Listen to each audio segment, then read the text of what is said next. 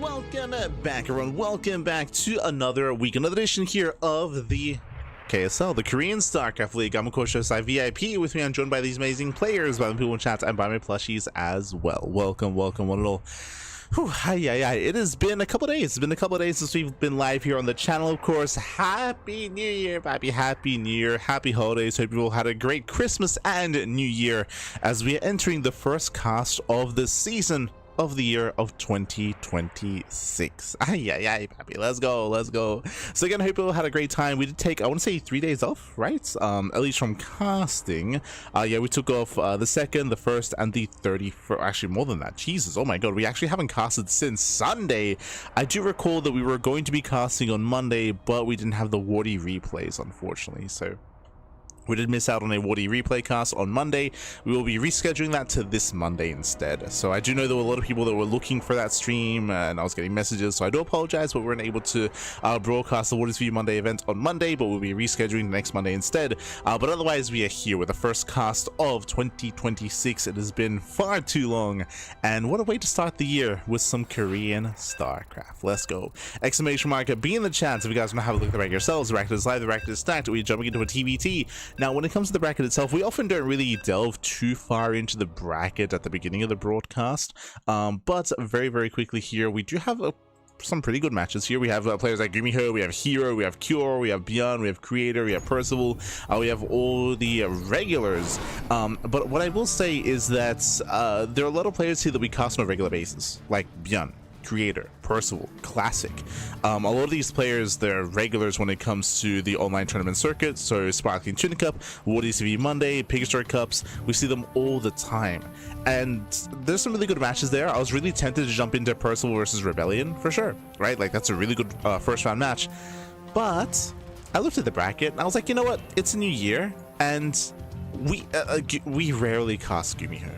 I want to say we cast him like maybe once or twice in the last like 3 months. There's a reason for that. GuMiho's been less active. He has been taking a step back from the game. He hasn't been competing as much. Unlike the other players that I just mentioned, he is not a regular in all these online cups. So I wanted to give some limelight to this player here while we could, just because we really get to cast him on a regular basis. So let's go. Spawning in the bottom left hand corner of the Old Republic, we have the South Korean Terran player. We have the Red Terran. It is GuMiho. And spawning in the top right hand corner, we have the Red Terran, the opposing Terran. It is the Blue Terran. It is Nylon. And if you're in the chat, predictions are now open. Place your bets on who you think will claim the series. Best of luck in the chats as we get into our TVT. Let's go. Let us go. And again, as I was mentioning, GuMiho, he is an irregular at this point. It's a bit of a shame, but because of his irregularity in these tournaments, it also reflects in his play, and he has had less success. Even in the tournaments he does sign up for, he does play in, he has been struggling ever since EWC. It does feel like GuMiho has become, at least for the time being during the off-season, become more of a part-time player, where he has not devoted as much time to competing, to practicing, to playing. And again, you know, that reflects in his overall play, but that's why it's great to see him here in the beginning of 2026, and we'll see how he compares, we'll see how far he can go, we'll see how he does. Let's go. I'm here for it, here for my GuMiho, here for my GuMiho. Meanwhile, before we get too ahead of ourselves, a big shout out to Vindicta Miguelito, baby god. Thank you so much for the raid. Hope you had a great stream, hope you had a great ladder session, hope you had a great time, Miguelito, as he did give us a raid during the countdown timer, so thank you so much. Gracias, papi, gracias. Always. So much love to Miguelito. As the initial Reaper does move out, we'll be delaying the CC. Did have a faster factory opener out of GuMiho. With that, we have reacted Reaper, and the initial Reaper is going to be locked in. Nice moves here by GuMiho. Oh no, he locks down the Reaper. He shuts it down. There's that CC on location. Meanwhile, Nylon going for the CC on the high ground. So we have a bit of a give and take here. We do see Nylon losing control of the center of the map, though. He has to back the hell off. He has to pull away, and he's not going for a reactor production. He's going for a faster starport instead. This means that there's going to be a window in time here where GuMiho has the bigger army, and GuMiho could break and punish Nylon for losing that first Reaper. And here he comes. Yeah, here he comes. They're going for the first Hellion. Yeah, there's KDA charge. Hellion gets shut down in the middle of the sky, and with that, Nylon has to back the hell off. Now, even though Nylon did delay the CC, GuMiho has low ground map control, and Nylon is stuck in the main. Even though Nylon will finish his command center first, he's going to be stuck in the main base longer. So he's going to be stuck in the main. Meanwhile, again, Nylon, he did opt to go for the faster starport instead of the faster add-on. So with this, he's going for the faster medevac into drop play. We'll see if he can get across the map. The problem here is that, again, there's an army knocking down his front door. If he leaves, the Reapers can even dive into the mineral line. Oh, the boys are being pulled into Hellion fire. No, God, the Hellions. Yeah, Hellion shot's going to be going up, punishing the boys, punishing the SCVs. That's going to be an SCV going down. The depot is under fire. Medevac has arrived, the depot is going to fall, massive pickoff. And now there's a way in. Now he can go straight for the mineral line, and Nylon, he is in danger, he's under fire, the Cyclone has arrived, but here, the boys are stacking up. The boys, happy 7 SCVs going down, and we're going to just trade out all these Reapers purely for SCV damage. How many workers? 11. 12, not quite 12, so 11 SCVs. That is critical damage. GuMiho has a massive economic lead. He's already on 2 bases. Nylon is still stuck in his main, and now the pressure's on Nylon to counterattack. He does have the medevac, he does have a Cyclone, that is true. What does GuMiho have to defend? He has a tank. He has a tank here in the center of the map. Does spot the drop. Ooh, misses the drop. We just don't even care. Okay. we didn't even care about it. Yeah. He's just boosting across. There is a defensive tank back at him for Nylon, but the tank is rallying. No, it's rallying. Oh, the move command.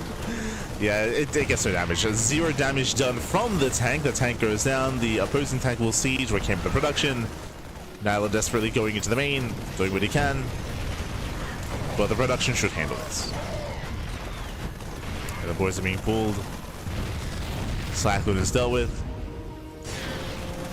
And GuMiho, he has on a GG gets called, and GuMiho, he will take game number 1. Whew. GG.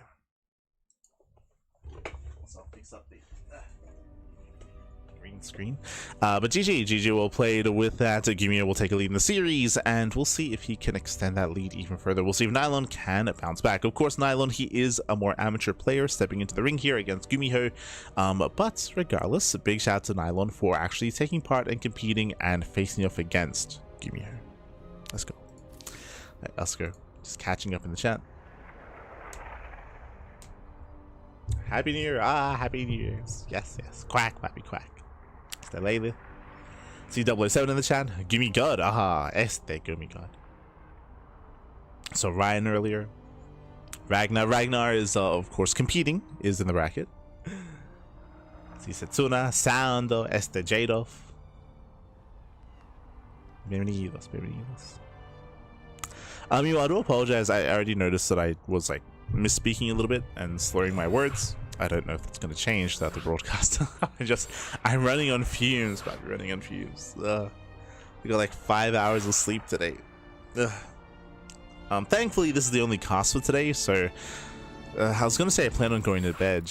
I don't really have time to, but I'll try to get some rest. Try to have a nap after the cast for a couple of hours. For those who maybe don't follow the CranKy Ducklings outside of the capacity of this channel, even though we've been taking some days off here from casting, we have not been taking days off from streaming.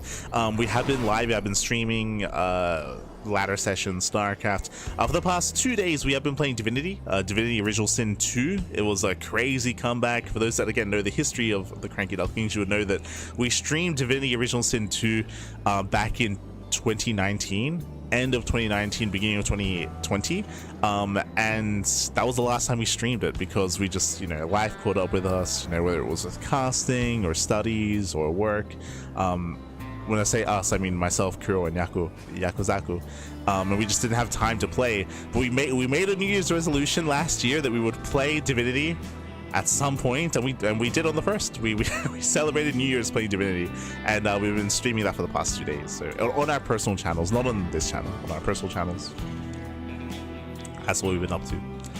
But here we go, because we're proxying. It's going to be a short game. In the bottom left-hand corner, we have the South Korean Terran player. He's already leading the series 1-0, and he's here to claim it and advance on into the next round. It is GuMiho going for the proxy 2 racks. And spawning in the top right-hand corner, we have as opponent, we have the blue Terran player, we have the opposing Terran down in the series. We'll see if he can scout and react, and thankfully he's going for a double gas opener. It is Nylon. Here we go. So 2x Reaper out of GuMiho. This is hyper aggressive, of course. Thankfully, Nylon is not going for a faster command center. We are loading into a larger map, White Rabbits. Larger map, longer rush distance by ground. There was a higher chance that Nylon will cut some corners and go for a faster CC. Thankfully, he didn't. He should be making a faster factory and faster helium production. Nylon will have the tools to defend, but it comes down to the execution. Nylon has to make sure his first Reaper doesn't get caught. He has to make sure he pulls back this Reaper, controls well, kites back to his mineral line, pulls a couple of boys, has to make sure he doesn't take too many economic losses, and buy time for his Hellion.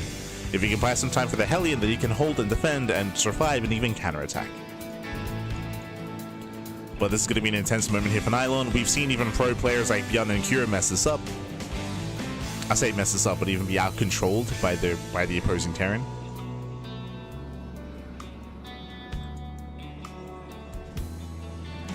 And here we go. Reapers are moving in. Oh no, he gets caught. Yeah, he gets caught out. That's a lot of hits already on the first Reaper, and he's going to get caught out. The boys are being pulled. Does he get away? Oh no! Can he get away? He can. The Reaper gets sniped. Massive pickoff, and now the second Reaper will go down as well. Oh god, 2 Reapers full. We still have 3 Reapers for GuMiho. SCVs are now going to be going down, and now we can start to camp the production. GG. GG gets called. Critical damage. As we mentioned, you cannot afford to lose your first Reaper. There was an opportunity for Nylon when he pulled back into his mineral line to pull extra boys and surround the Reaper, but he didn't. He just pulled the initial like 3 or 4, and he lost both Reapers. GG. GG, well played. We cannot afford those losses here. Not this early on, and GuMiho will claim the series. GG, well played. Again, a very intense, very high octane early game there. Again, GuMiho putting the pressure on Nylon, and Nylon crumbling under the pressure as well. Again, it is easy to just be the spectator looking on the game itself, but being in the hot seats, being in those shoes and trying to preserve your Reapers, react fast enough to pull away after the first shot to make sure you don't lose your Reaper, to pull the boys and to try to mic your heart out to make sure you minimize losses. It is a very difficult thing to do. GG, well played. And again, we've seen even pro players, the best Terran players in the world, crumble under said pressure as well at times. But congratulations to GuMiho. He will claim the series. We'll advance on, and let's catch up on the rest of the bracket. Let's go. Exclamation mark, be in the chat to have a look at the back yourselves. Also, big shout to Nylon. Nylon, of course, he's more of an amateur player, so for Nylon to show up, to step up, and to step into the ring with some of the best players in the world, not easy to achieve. So much love to Nylon. We hope to see more of him in the future. Quickly going over the bracket itself, we have some updates. herO, we saw that Inexorable, he did forfeit against Nice, unfortunately. So we have Nice versus herO in the first round, or in the quarterfinals. Again, it's a bit of a smaller bracket here for KSL, which is usually the case.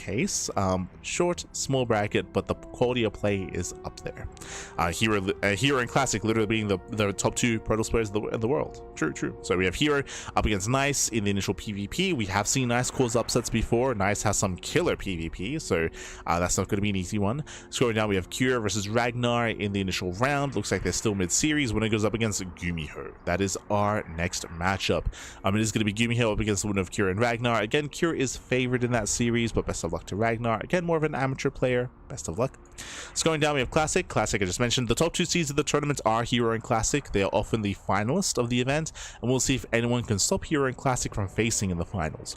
Bearing in mind, when it comes to the latest big major premier event, RSL, the RSL offline events in Korea, herO and Classic were the 2 finalists. There were 2 finalists. They were able to overcome players like Rainer and Maru and Solar and everyone else in Korea. So again, herO and Classic, they were top 2, and we expect them to be top 2 in this tournament as well. Hopefully we can see another player kind of challenge that and stop the mirror matchup finals. That's all I want. Can we stop the PvP finals? We'll see. Scrolling down again, Classic is waiting for the winner of Percival and Rebellion. I mentioned earlier that in my mind, Percival versus Rebellion was the best and highest profile first round match, and it would have provided for a really entertaining series. But as I mentioned, at least coming into this tournament and looking at the bracket, I was like, you know what, I want to cast GuMiho while we can, because GuMiho is a player that doesn't really play as much anymore. He's not as active as these other players, so I wanted to feature him while we could. But again, Percival really in the currently mid-series. I would love to see the rematch between Percival and Classic. For those who were here last week, Percival did defeat Classic in a best-of-5 finals of the Sparkling Tuna Cup December monthly tournament. So Percival, he popped off, he shut down Classic. It was a very impressive performance there by Percival, so that's another reason why I would love to see that potential rematch. But again, they're currently being played out on Dave Testa's channel. There's a lot of casters for this event. There's ourselves, there's Chicken Man, Dave Testa, and Steadfast, and also Enki in Spanish. When it comes to the event itself, when it comes to the organizing of the event, a big and special shout out to both Chicken Man and Dave Testa. Without them, this event would not be possible. They do fund the events, they organize the events, they brought the Patreon together as well. Whenever there's not enough money for the event via Patreon, they always put in their own funds as well to keep the event going. So much love to Chicken Man, much love to Dave Testa. If you want to support the KSL, you can do so via the command in the chat, !KSL, and you will get a command or a link to the Patreon of the Korean StarCraft League. So you can support the event. Let's go on down a little bit further here. We have Byun. Byun is waiting for the winner of Creator and Triple. That was the other high-profile match that I saw, which was Creator versus Triple into Byun, which could also be for a very high-profile matchup. What looks to be a lot of TVPs down here in the lower half of the bracket. We are focusing on the mirror matchup portion instead, with GuMiho into most likely Cure into a TVT. But we'll see. We'll see. We still have some downtime. We still are waiting for some of these players to wrap up their matches. Quack, quack, quack.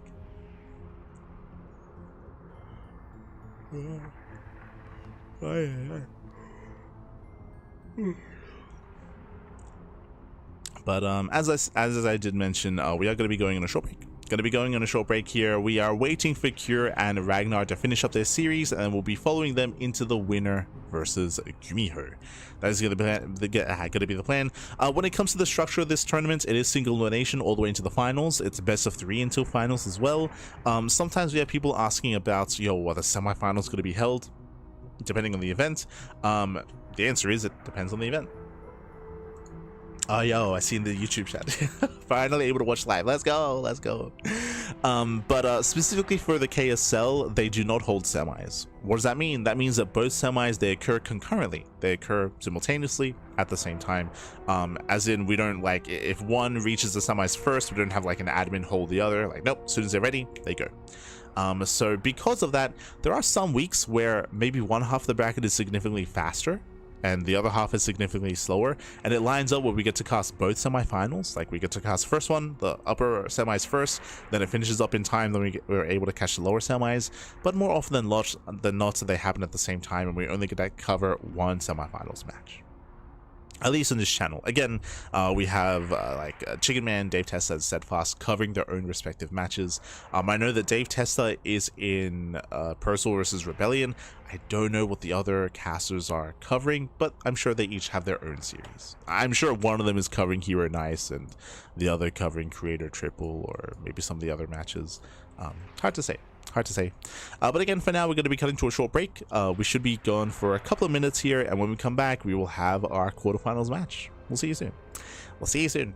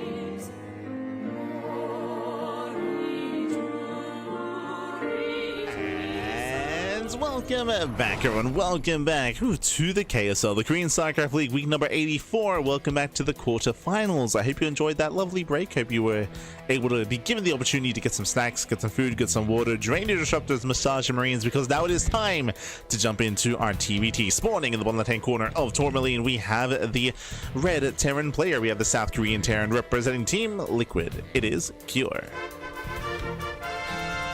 And spawning in the top right-hand corner, we have the red Terran player, also from South Korea. It is GuMiho.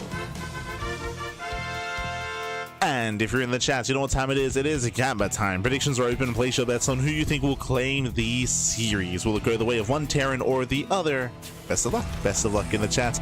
Now, coming into this series, I do have to lean more heavily towards Cure here. Coming into this, GuMiho has some killer TVT. True, GuMiho has some of the best TVT in the world when he is in form. That is the big thing. That is the big question. Is I did mention at the start of the broadcast that GuMiho has been taking some time off. GuMiho, he has been less active than some of the other players, so we have seen less GuMiho than we typically are used to, and that has been reflected in his state of play, his performances, in his skill, in his results. So we'll see how he looks coming into the new year, 2026. New year, happy new year. We'll see how he can compare. It's going to be an uphill battle here, but I want to see it back and forth at least. Show us what you got. Show us what you got, man. Let's go. Shout out to the KSL. Shout out to the Korean StarCraft League. As first up, double gas opener, faster factory. Likewise, Cure doing the same thing. Mirrored builds, both players going into double gas openers, but there is a little bit of a difference here. If you notice, reactor first. It's going to be reactor before Reaper. Meanwhile, Cure going Reaper first instead.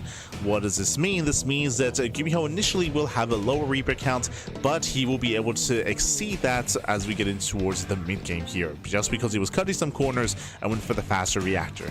If he was doing this against a proxy, then he'd be dead, because his initial Reapers would be so heavily delayed, his SCVs would be dying right now. So it's a big gamble here by GuMiho, and it should be able to pay off, assuming he doesn't take any losses to the first Reaper.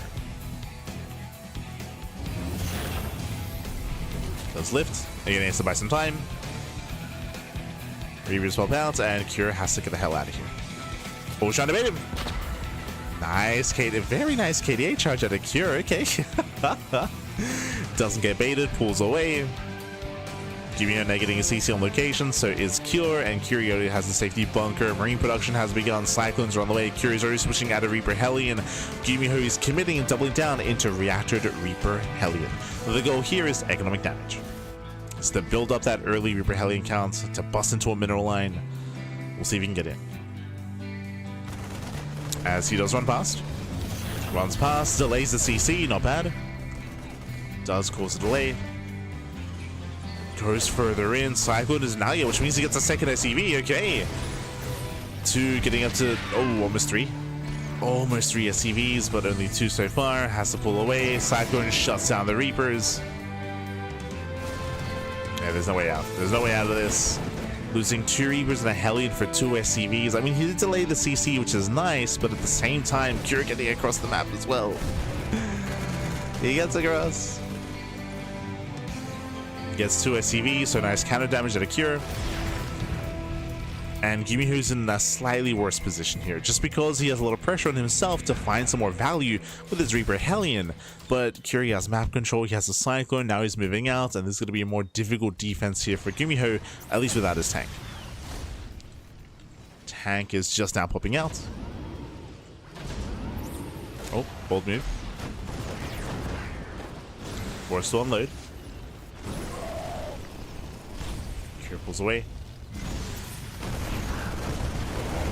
Does pull away that Cyclone. Trading with the army. Nice juggling here by GuMiho. GuMiho does outtrade Cure. Cure overextending. He overextends. And GuMiho is so close. Can he hunt down the Cyclone? Oh my god. Cyclone barely gets out. So economically, Cure is in a slightly better position, but that was a better trade here from GuMiho, at least in the chase. GuMiho is still rallying. And I believe GuMiho should have a higher, no, has an even tank count. Moving on tanks. Jumping into the main. Third CC has now begun. Tank is on siege. Oh.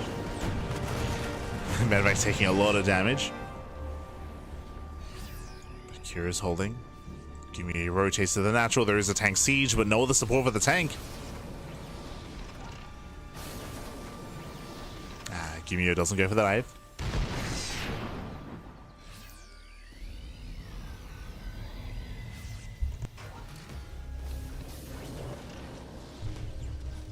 Doesn't quite go for it. Behind this, I see a second factory, no third TC, so GuMiho who's not just going into mech, but this is a very committed build with a very late third. Remember, Curious third base is almost done. So Curious building up into the mid game, meanwhile GuMiho is meching it up. In a much more aggressive fashion, going for a triple tank dropping into the main. It's got 3 tanks. The Raven does scout. He's going for it. Yeah, just go for the boost. Oh, a little bit late.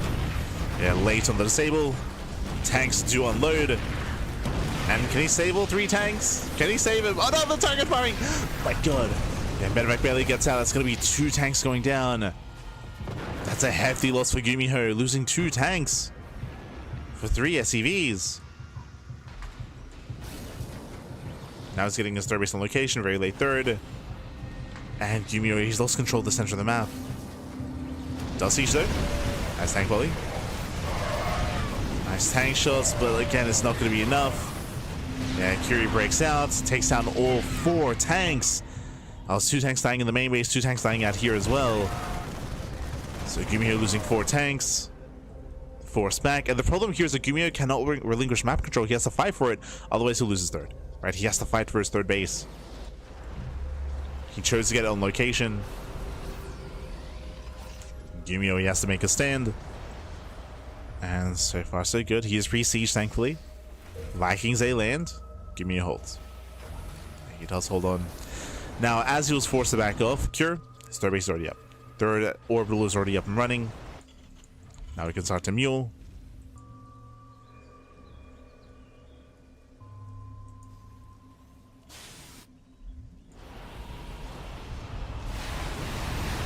Oof. Nice catch on the Raven. But GG. GG gets caught. GuMiho gets caught out on the map. And Cure will take the game.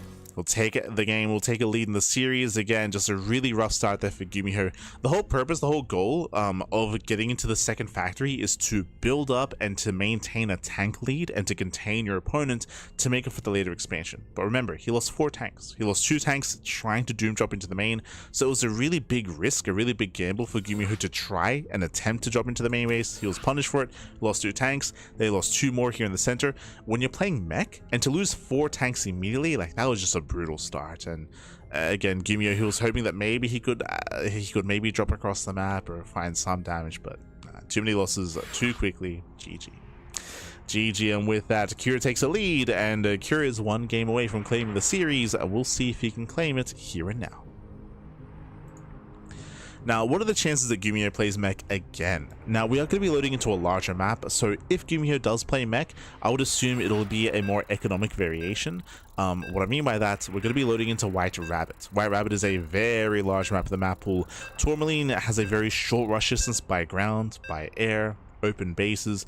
Being aggressive in the manner that GuMiho was makes sense on Tourmaline. The map can help you with that. Here, the map is working against you, so we're expecting a faster third base. We're expecting more focus on the mid game here, but we'll see if we can get there.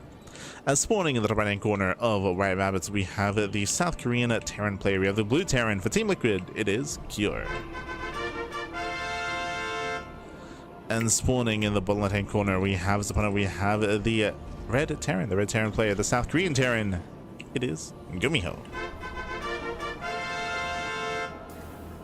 Go. Oh, never mind.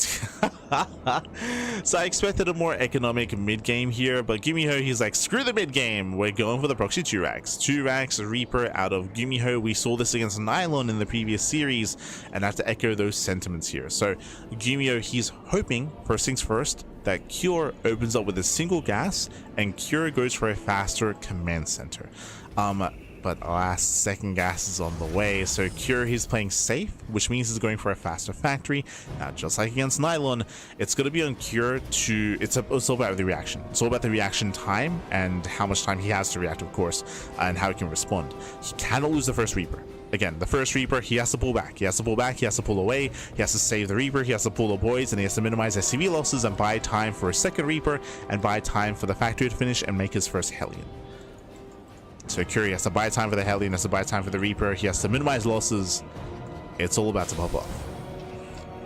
Now again, Cure, he has the tools to defend. Comes down to the execution, comes down to how well he can control. How fast he can react.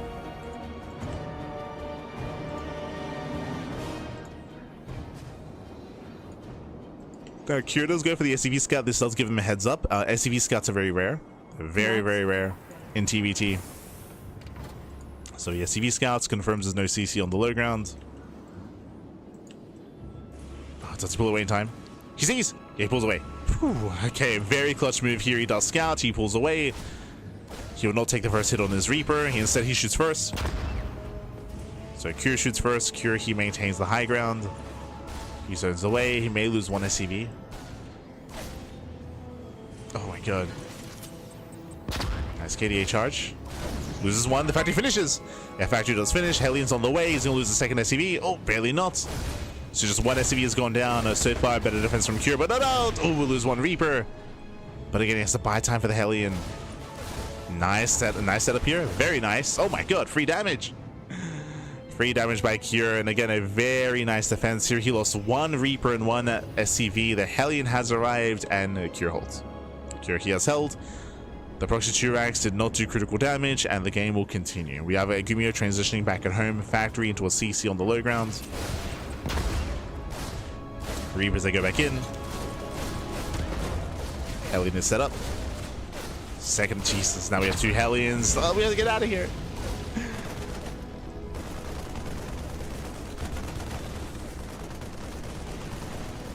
And GuMiho has to be so careful with these Reapers. He wants that Hellion.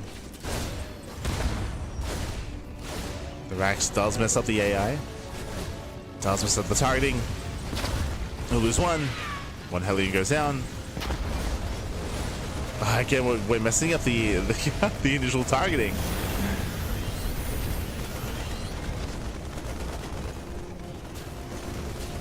As I mess up this, oh, he steals the add-on. Let's go! GuMiho stealing the add-on, disrupting the add-on swap. This is going to be a Cyclone, by the way, so a heavy delay on the Cyclone. Oh no, even an A move there attacked the tech lab by accident. GuMiho.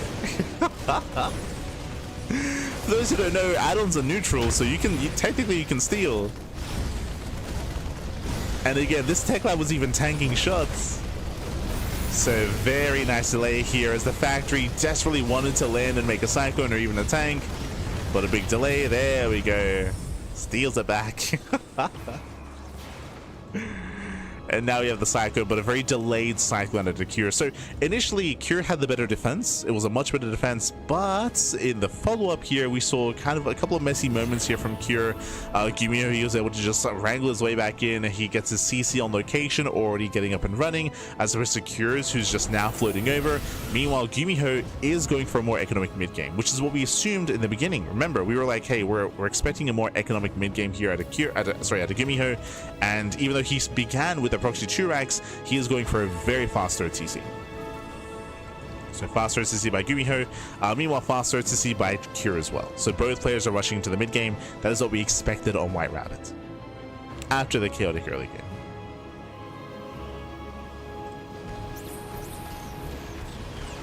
Double Cyclone drop.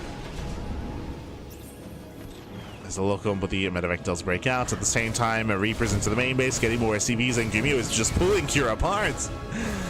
He's pulling him apart. Where are the KDA charges? I love this time. Not quite. Yeah, not quite, but still 5 SCV kills. Meanwhile, drop back in. Oh, it's going to be a one-way trip. Cyclones, they pick up some Reapers, they pick up some Hellions. Can he get out? No, shot. Oh my god, barely. Barely does pull out of main. Very nice drop here by GuMiho. Getting more damage done, and GuMiho is popping off. He's popping off. He gets a full scout of the main. He confirms the bio. He confirms the third CC. Meanwhile, no surprises here, but GuMiho, he is playing mech, going for additional factories. So GuMiho is making it up, but again with a faster third. So a greater economy this time. And honestly, GuMiho is looking pretty good. Looking good.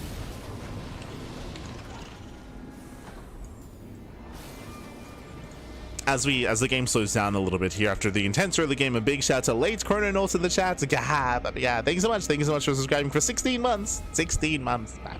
Crazy. Thank you so much for the support. Thanks for the great casting. Thank you for enjoying the cast, for supporting the channel. Thank you. Do appreciate it. As we have a third factory on the way. Securing himself, and from here the game should slow down. Again, the game should slow down. We should be able to get up to full 3-base saturation, work towards a 4th CC, get into double upgrades. It is going to be up to Cure to try to break the defensive and the turtling GuMiho. So Cure just has to wait for his upgrades, and then he can start to be active. But the pressure is going to be definitely on the blue Terran to find some damage and to slow down the meching player from maxing out. It is going to be a terrifying max out.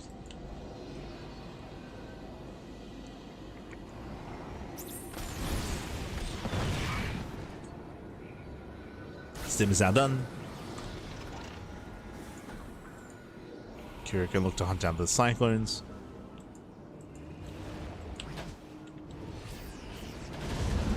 Speaking of, here come the drops.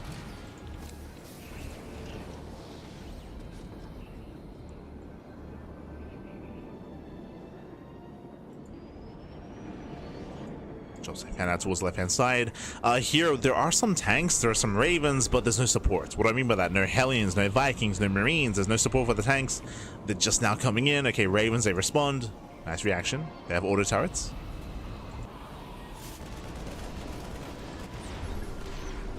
Motorbike is chased away. GuMiho being proactive. Oh, okay. Catching out a couple of Marines. Letting Cure know that he knows where he is. Forcing Cure further back.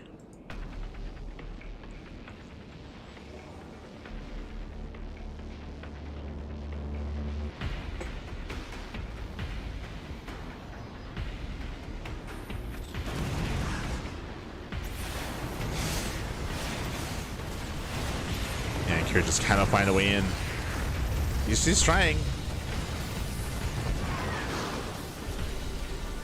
Again, he cannot break in. Double drop, diving on top of the tanks. The tanks, once again, they're exposed. No support. He's going to get both. Yeah, he's going for both, and looks like he will get both tanks. Going to cost some Marines, but this is worth it for Cure. Very well worth it. At the same time, he attempts to dive forward. Once again, tanks are exposed. Once again. Forcing friendly fire. Getting 1, getting 2. Can he get all 4? 3 dead tanks, and he will get all 4. Oof. So this was 4 tanks, and then we had 2 tanks on the left-hand side, so 6 tanks. 6 tanks go down for Marines. And now it's GuMiho's turn to be torn apart. Again, tanks are good, but tanks, they're vulnerable. Like, they need supportive units. They need this. They need the marauding band of Vikings, of Ravens, of Hellions. GuMiho has been out of position. And Cure is gaining momentum. Oh, nice Hellion run by, okay. 8 SCVs, Jesus. 9 SCV kills, not bad. Nice run by.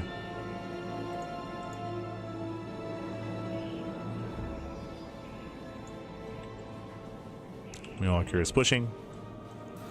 Cure, he's still down in tanks, but he has thinned out the tank count quite a bit, to the point where there are no tanks set up here at the 4th. Oh boy. GuMiho once again is out of position. He spots the army, but it's too late. The tanks are within range of the planetary.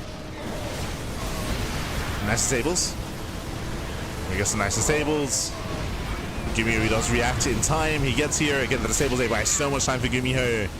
And GuMiho will clean up. Again, the mass disables, baby. Oh my god. Gets 5 tanks. Yeah, massive win here for GuMiho. Shuts down 5 tanks. Again, this was kyu's moment to break the base, and he failed to do so. He failed to break the base, and it cost him everything. And now GuMiho, we spoke about it, but the pressure was on the blue Terran to try to break GuMiho before he maxes. That time has come and gone. Like, GuMiho, he's what, at 170 supply? He's almost maxed. GuMiho's about to max out. He's distracting kyu, getting a 5th expansion. And when GuMiho pushes like this, he cannot be stopped. Like, I mean, okay, there's a chance. If GuMiho's unsieged, if he fights unsieged, if he gets caught on siege, if we get like a surround going, then kyu can deal with this. But outside of that setup, GuMiho can just bully his way in.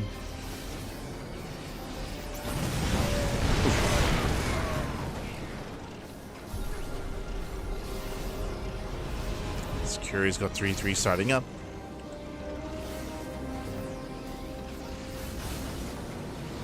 GuMiho moving in with his Liberators. I believe there's no Vikings.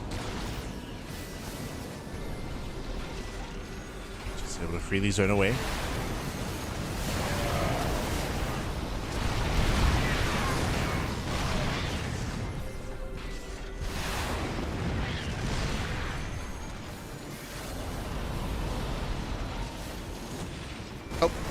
A bit of miscontrol. Yeah, GuMiho will lose a Raven there for free. Bit of miscontrol. That's a high energy Raven as well.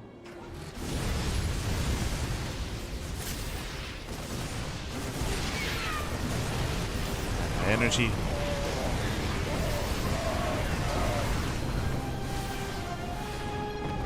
And GG gets called. No final fight here, but GuMiho was already laying siege upon the 3rd CC, and GuMiho will tie up the series 1-1. GG. Again, kyu, he had some nice moments, don't get me wrong. He was able to get 6 tanks. Like, that was a really, really nice set of moments there for kyu, but that was immediately followed by him moving out, hitting the 4th base. Did catch GuMiho out of position, but he got mass disabled, right? GuMiho came in with his Ravens, he just disabled every single tank. GuMiho shut down the army, and from that moment, GuMiho snowballed out of control. As again, he was the first to max out. He was able to secure his 5 base economy, and making Terran with 5 bases, with map control, with the supply lead as well. Like, there was just so much in favor of GuMiho in that moment, and kyu just could not stop him. The best that kyu could have hoped for, outside of catching GuMiho on siege, would be trying to force GuMiho back home. Right, that's the only other option, is to just buy time and try to backstab and force GuMiho to turn around. But outside of those like very niche kind of situations or very niche responses, like GG, well played. And now we're getting into the ace match. We're getting into game 3.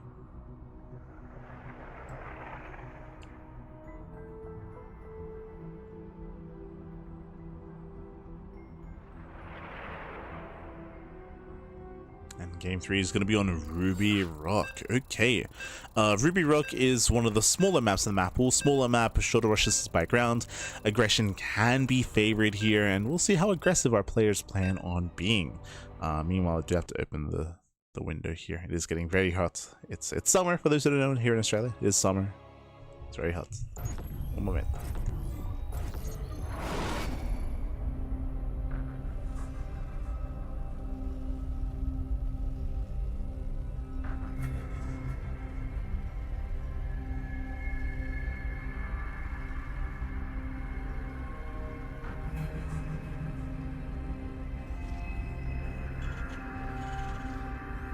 And welcome back, everyone. Welcome back to the ace match. The ace match here between these two players. And spawning in the right-hand corner of Ruby Rock, we have the South Korean Terran player. We have the blue Terran representing Team Liquid. It is kyu.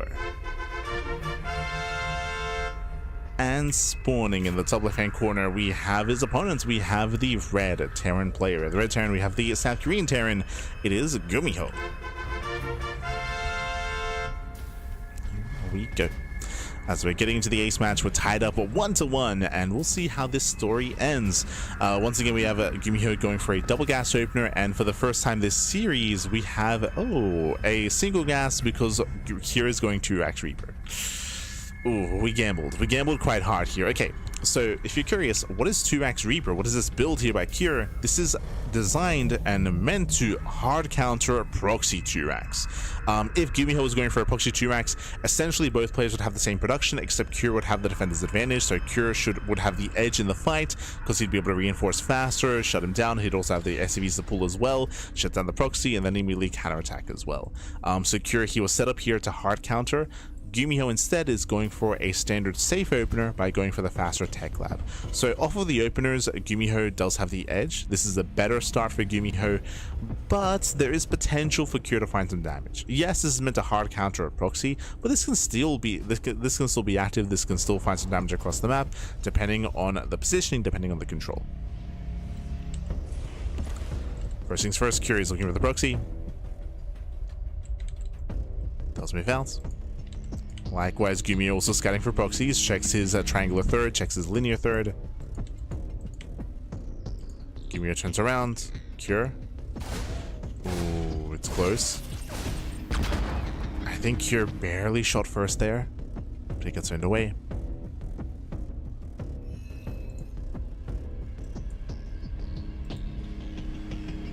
Now as good as reinforcing Reaper. GuMiho doesn't know this. Remember, he didn't scout. He has no idea. Yeah, he has no idea. But GuMiho does shoot first. GuMiho with a better trade. Now he knows, seeing the Reaper as quickly as it was. GuMiho is aware. Remember, he has the Hellion. Cure's factory is just now finishing, but Cure does have an abundance of Reapers. And again, the pressure's on Cure to find some damage, to break through the defensive line, to get into the mineral line. We'll see if he can.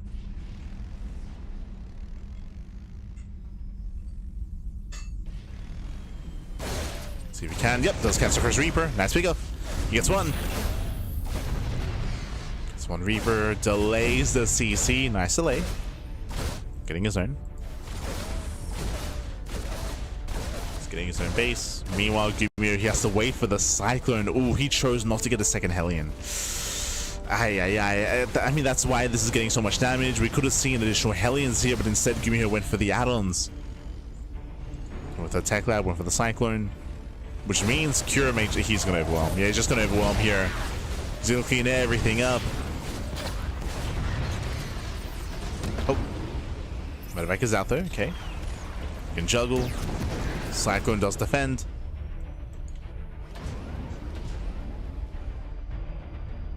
And GuMiho holds. GuMiho does hold on. The CC is still not done though, by the way. Oh god, it's so close.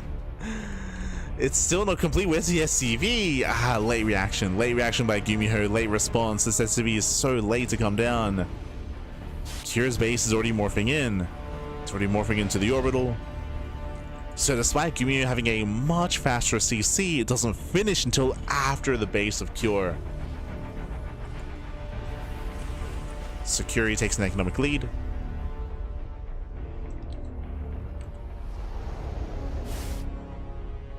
Han shot first. Smurge, baby, smurge.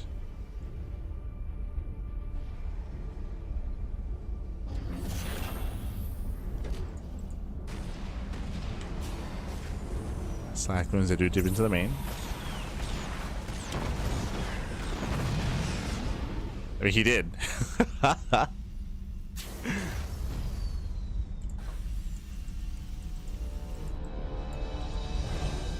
Feels special edition, man. As from here, we're building up. We're coming down. Again, GuMiho's building up into his third CC. I will say that Cure currently has momentum. He does have momentum here. Waiting for his stim timing. There's a high chance that GuMiho is going to go into mech again. Oh my, Jesus. Yeah, my shot goes off. Medevac is very low. It was in that moment where the mine shot went off where I was rubbing my eye, so I had my hand off the mouse. Oh no. There's a second factory. Again, mech is on the way.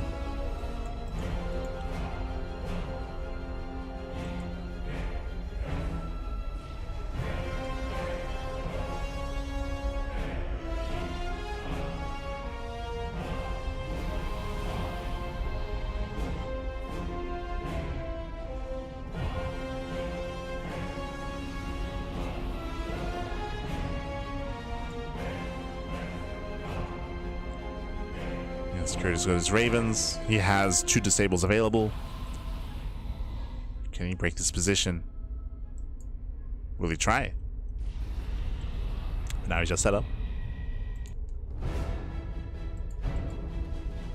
Just set up. GuMiho is crazy. Did not go back home with that medevac. He's still out here looking for damage, waiting for his moment.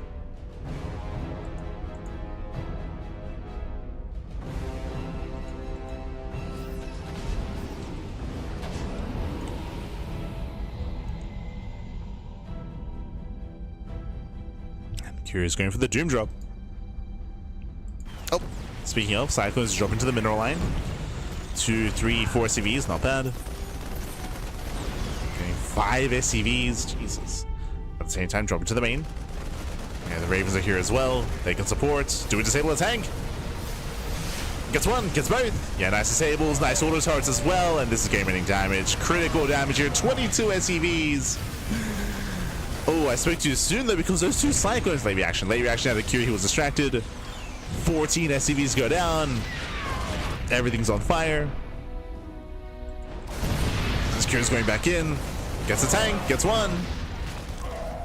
Gets one tank. The Marines, the marooned in the main. Oof. They're all gonna go down. And as it settles, where exactly are we? Cure, he barely does have a worker lead. Up by 9. It's a slight economic advantage, but Cure, okay, does have a 3rd CC. Both players have 3rd bases.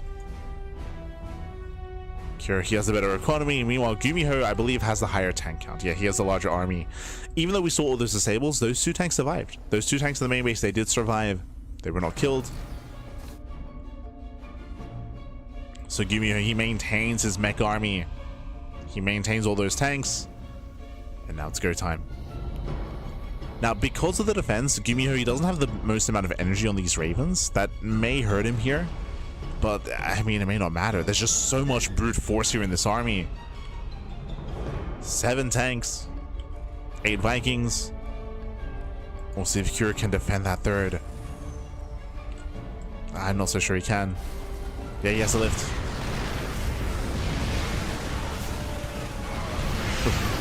One tank goes down. There's a lift. Within range of the Vikings. The Vikings, they shouldn't kill the CC. They shouldn't kill. No shot! No, he gets it! Oh my god! The repairs were not good enough. I just assumed that it would be, but not many SCVs. Only 5 SCVs. They could not repair the CC. Massive pickoff. Ay, ay, ay. And Curie's in danger. He's in danger, he's in trouble. GuMiho's getting his own 3rd. Drop towards the production.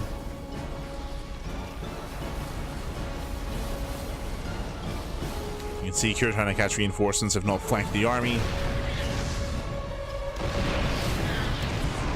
Going for the base trade. This army could kill the CC. Like, what is it to defend? We have 2 tanks further back towards the main, so the CC can be killed. But at the same time, GuMiho's going for the production. There we go. Kills the mineral line, kills the CC. This is a nice pick-off here by Cure, but this still pales in comparison to what's happening here in this main. Yeah, Cure just bleeding off units here. Marauders, Marines, tanks. This is a way to just end the game, to kill. Cure's still outside.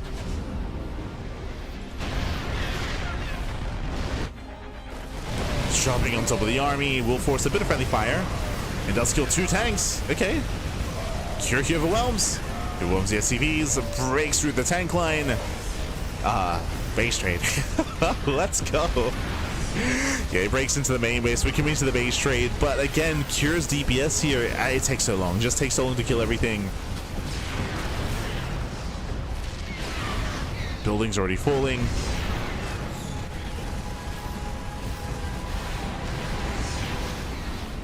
Nice pick up on the Liberator.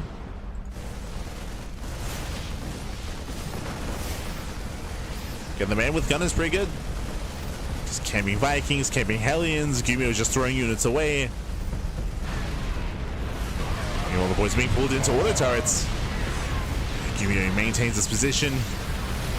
Again, GuMiho, he already shuts down the main base. Supplies are close. But Kira, he's about to lose every building here. GuMiho, he's already floating. He's already floating over. He was so fast to just evacuate, to just get the hell out of here. Yeah, GuMiho's floating away. And remember, GuMiho, he has Vikings, right? GuMiho has Vikings. Meanwhile, Kira does not. Kira only has Marine Marauder. So technically, GuMiho can hide buildings, which cannot be hunted down. Kira cannot hide. He cannot hide. He will lose every building. I say that Kira is making some Raxes on the top side. Make some Raxes. Because he's a Raxes, he's going to be revealed. Oh, I spoke too soon. Ah, he is revealed. GuMiho, he finds the CC. He finds him. GuMiho muling to repair. GuMiho, he has a bank. He saved his orbital. And GuMiho is repairing. He's repairing. He will find all these hidden SCVs. As there should be no way out of the main. Base is under attack. There should be no. There we go. On the wheels. Okay, so what are our win conditions? GuMiho has to kill this CC, and it's low, right? The command center is low. If Kira can kill this CC, then he can win. Meanwhile, GuMiho, he's aware of the location of the top base, so he knows where to go already. Base is under attack. Yeah, you can see GuMiho making a beeline towards the top half of the map, where the remaining buildings are. There's 2 Axes and 1 command center. And here comes GuMiho. He's making his way in that direction. Kira cannot defend those bases. He just doesn't have the supply. Even if he does fight this army unsieged, I believe there's a high enough tank count where GuMiho just wins anyway. And again, there's no floating out of this. Like, you cannot escape. There are Vikings. You cannot fly away. The Vikings, back. Okay. And here comes another CC. Yeah, another CC with GuMiho's army. He's also floating a Rax with his army as well. So Kira, his one win condition is to kill this base, and he's going for it. Unfortunately, there's another base. Right, there's another CC up here. But he will kill it. Meanwhile, we're gonna lift. We're gonna lift! Get out of here! No! Get out of here! Lift, papi! He lifts. Gonna attempt to float away. Here comes a double drop. Now, GuMiho can afford another CC. But GG. Yeah, GG gets called. GuMiho, he will take the series, and GuMiho, he will advance on to the semi-finals. GG. Whew. GG, well played again. GuMiho, he had excess resources, he had excess minerals, so he could afford to actually throw down additional buildings, like additional CCs. Unfortunately, Kira just didn't have that additional income or that additional bank to work with, so he was limited in how many buildings he could throw down. With that GG. With that GG, well played. With that, congratulations. GuMiho, he does claim the series. Very well done. Very well fought. A very intense back and forth series here. Both players had their moments. Both players got very down and dirty in this series as well. And now we have our semifinals ready. Exclamation mark B in the chat to have a look at the bracket yourselves. Let's go.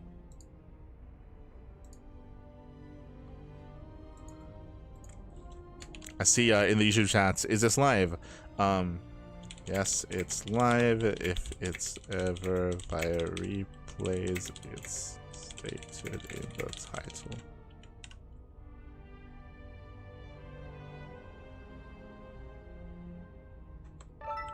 Oh, the YouTube stream went down.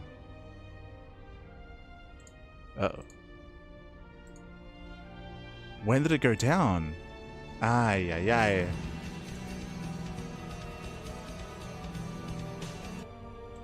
Did it never go back up? That was a good series. No. So I do apologize for those in the YouTube chats. I mean, they can't hear us. It looks like the connection to YouTube failed. And it went down a while ago. That's a shame. I'll try to get it back up and running. Hold on.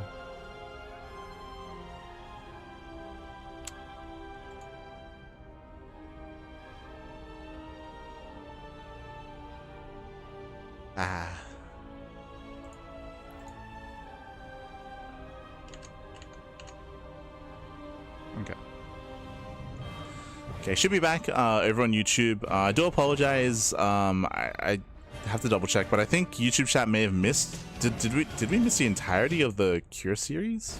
I missed almost. So it looks like the YouTube stream went down halfway through the series. Oof. So do apologize.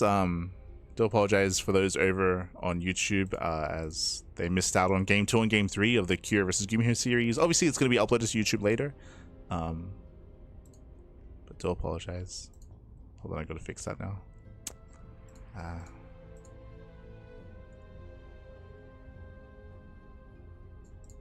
Need to fix that.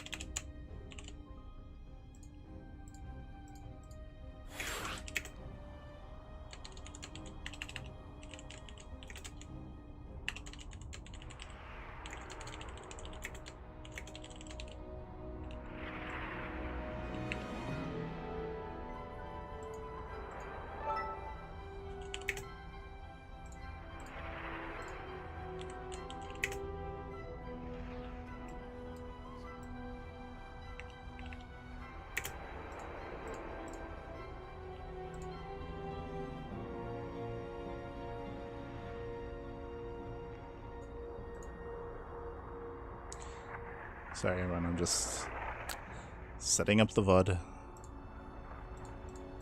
Setting up the stream.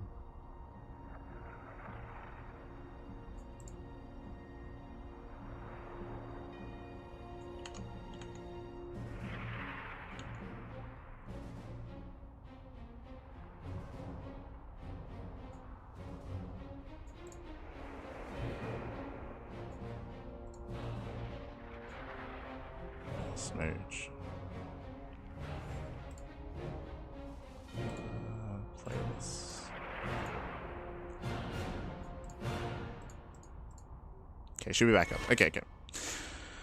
Should be back up. Okay, so very quickly here, congratulations to GuMiho. GuMiho does claim the series 2-1 to advance on to the semifinals, where GuMiho is up against herO. herO, he did take down Nice 2-1 when all the way to the ace match, so a big shout to Nice for once again causing that ace match.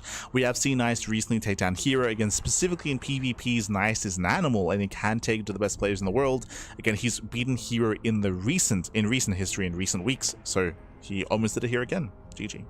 GG, well played. Scoring down, we have Classic takes down Percival 2-0. Creator takes down Beyond 2-1. Ooh, and I was hoping that we could see either Cure or GuMiho or Beyond kind of vie for that final spot. And technically, we have one Terran player left in the tournament, but against a sea of Protoss. Classic, Creator, and herO are also still in. We got 3 Protoss, we got 1 Terran, and we'll see how this series unfolds. And best of luck to GuMiho when it comes to stopping that PvP finals. It's going to be a tough one. herO, of course, he is the KSL champion. He has won so many KSLs throughout 2025. I want to say like 90% of the tournaments that he signed up for, he would win. So herO, he is arguably the best Protoss player in the world, if not just straight up the best Protoss player in the world. Let's see what GuMiho has to offer.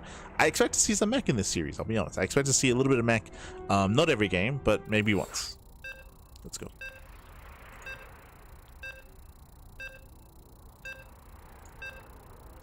That's good.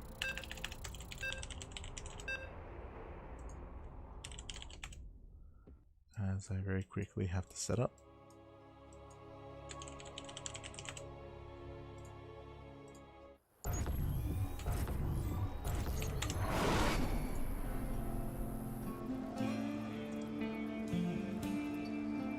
But again, I do apologize for those over watching on YouTube that I didn't notice that the stream went down. I do apologize, but everything should be smooth sailing from here on forward. And this morning, in the upper left-hand corner of the Old Republic, we have the South Korean Terran player. We have the blue Terran. It is GuMiho. And spawning in the right-hand corner, we have as opponent, we have the red Protoss player. The red Protoss himself representing T1. It is herO. And if you're in the chat, you know what time it is. It is a Gamba time. Predictions are open. Place your bets on who you think will claim the series. Best of luck in the chat.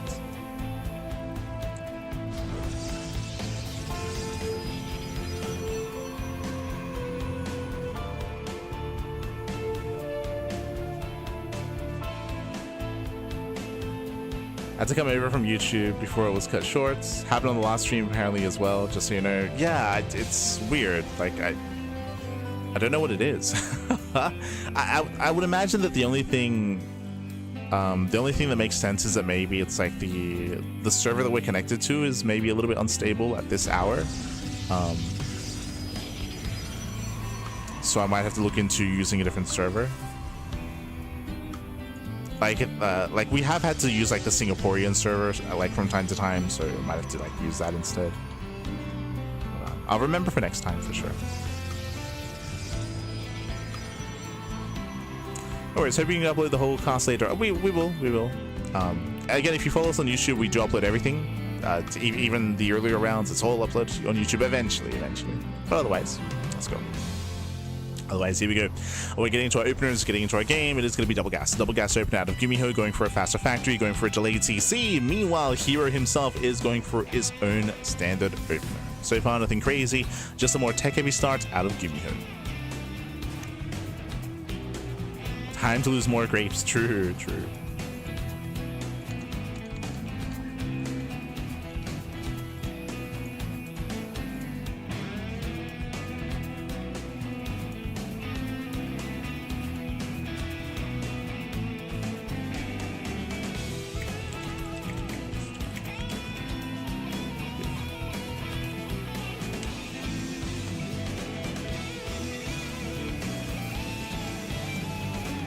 We will have a tech of choice here, going for his own Twilight Council. When it comes to TVP, we have seen it slowly evolve over time. I'm curious to see if anything has changed over the past week. Again, we have been a little bit less active this week, so we have missed out on a couple of days of StarCraft, and the meta can shift in that time. So we'll see how our players will adjust or approach, if at all. herO can also be very active, very aggressive. We're expecting a blink-based opener. Meanwhile, the Hellion Reaper dives in, and can we get any probe kills? Oh! Shield Rary's ready. Yeah, Shield Rary's out in time. One probe goes down. Ooh, oh my god, the force field. The army gets locked in, and can we get another probe? The answer is no. And all the worker will fall. Nice target firing on the Hellion. Hellion goes down. Reaper goes down. A very nice target firing, very nice control. And herO, he will lose one probe for 2 Reapers and a Hellion. So nice cleanup out of herO. Here comes a Hallucination Scout. He moves out across the map, and he will confirm the initial 2-1-1. Or the 1-1-1 opener into a later Rex. Leads into an earlier drop, and he confirms both Widow Mines. So here he's aware of the mine drop. He saw that there were 2 Widow Mines as well.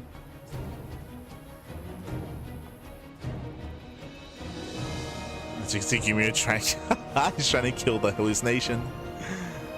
No. I do think herO does want to bait out the shots towards the end, but goes in for further scouts. Oh, and we have a fake out here. Okay. So GuMiho faking out Cloak Banshee. As he does research interference matrix, which should not finish. GuMiho now going for a delayed drop. herO, he's already getting his 3rd base up and running. GuMiho dropping into the main.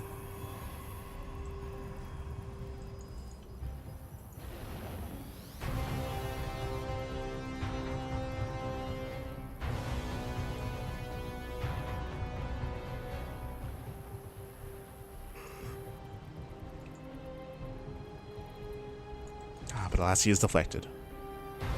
He's going to be shut down. herO, he was able to get away with a very greedy build. If you can see here, herO did this with 2 gateways. So he went 2 gate blink into a 3rd base. So a very economic build here by herO. He gets away with it. Medevac is not going to be hunted down. Does get away.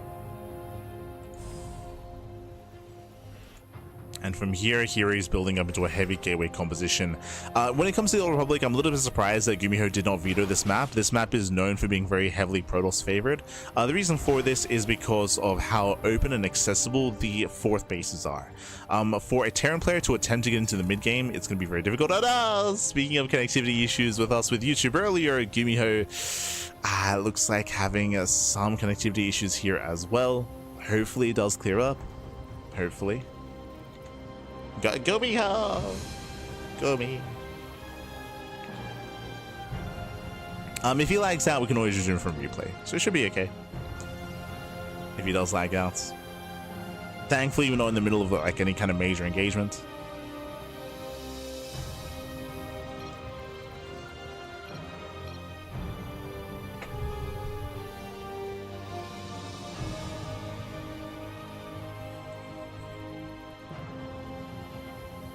And behind this, we'll be getting into bio. We have a very strong stim timing on the horizon, so stim, +1, combat shields, like it's all on the way. And GuMiho may even decide to throw down extra axes and pull the boys. We'll keep an eye on him as we remake. Feels GuMiho, man. It's all good, it's all good. It happens, it happens. It's all good.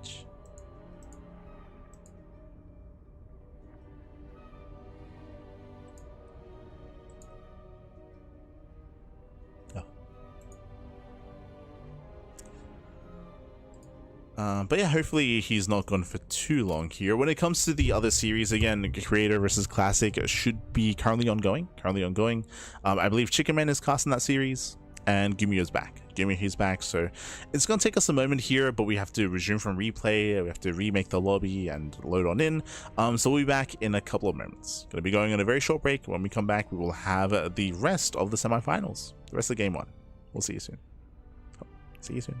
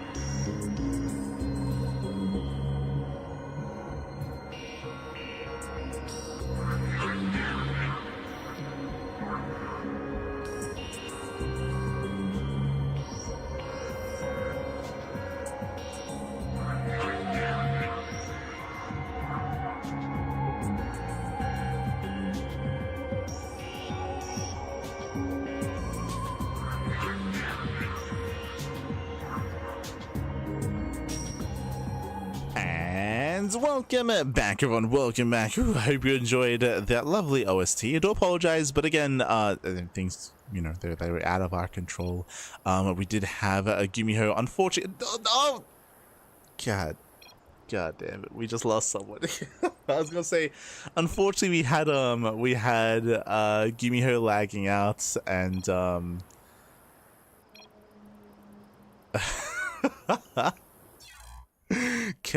never mind. We're gonna cut to another break. So GuMiho lagged out, so we had to resume from replay, and then Enki disconnected, so now we have to resume from replay again, getting Enki back in. Enki, of course, is our Spanish caster, so yeah, a little bit unfortunate. Again, some technical issues. It happens, understandable. Hopefully once we get things going, we can get them going, and we shouldn't have any issues moving forward. But we're going to be cutting to another break. For those who don't know, Enki is a Spanish caster. He is the Spanish caster, and we're going to be waiting for Enki to rejoin us. Hopefully it's also just another blip, and hopefully Enki will be back with us momentarily. GuMiho has reconnected. Hopefully Enki can as well. Otherwise, we're going on a break. We'll see you soon after the break. See you soon. Eventually we will continue this series. Eventually, get some snacks, get some food, drain the disruptors, massage your marines. We'll see you soon for the remainder of the semifinals. See you soon.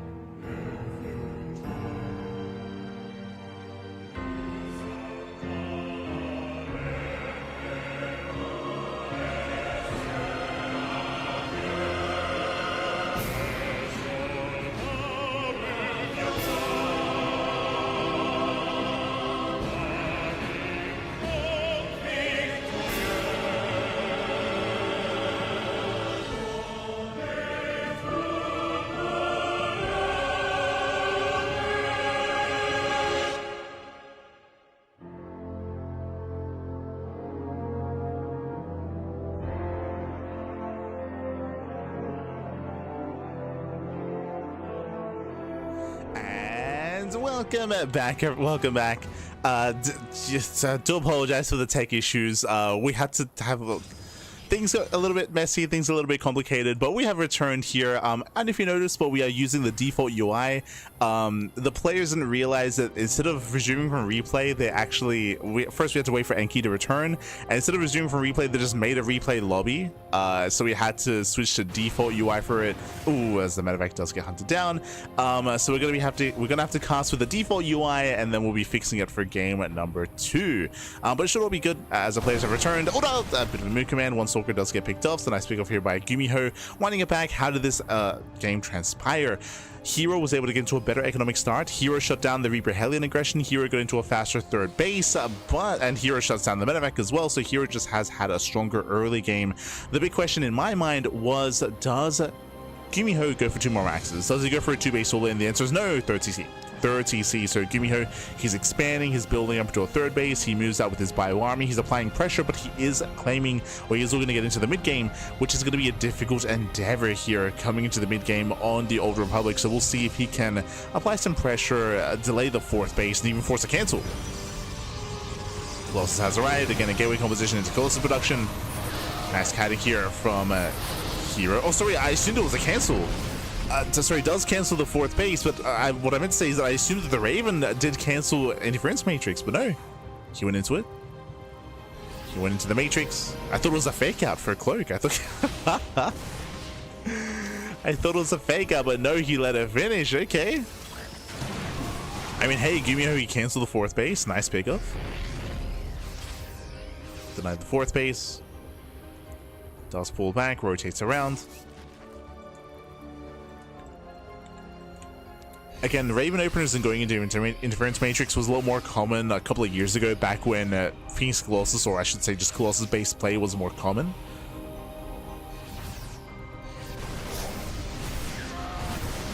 So interesting to see it here after so long. So Ramek gets dealt with.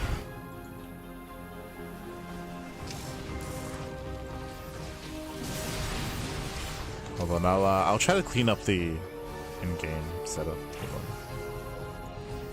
I'll remove that, okay. Just make it a little bit cleaner.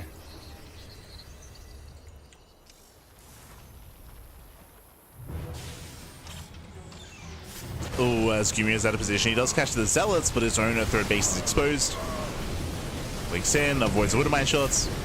Oh, does connect towards the end.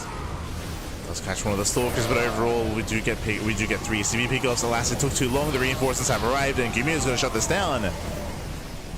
GuMiho, he wants those Colossi, and he's going to get them. Yeah, he's going to get all 3 even. 1, 2.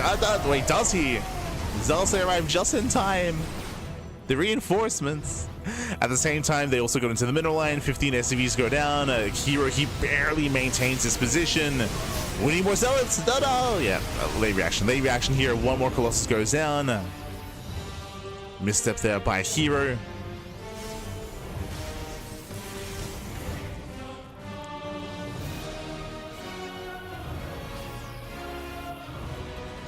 Bit of a misrally.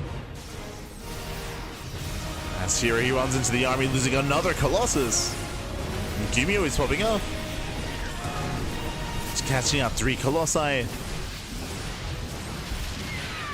But again, my big concern for GuMiho is his economy, right? His worker count here is still very low. He's undersaturated. He lost a lot of SCVs. So he is trading well, but over time, herO, he's going to be able to rebuild. He's going to be able to rebuild, remake. So GuMiho, he needed these trades to keep himself in the game. And it looks like he finally is going to check with a proxy. Oh, finds it. Finds a proxy, shuts it down.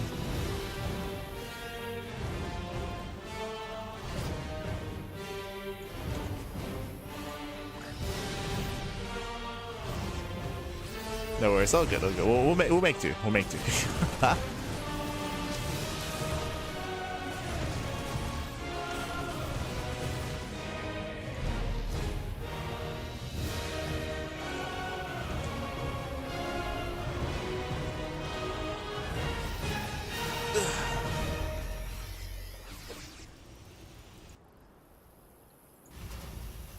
again, GuMiho is trying to stabilize.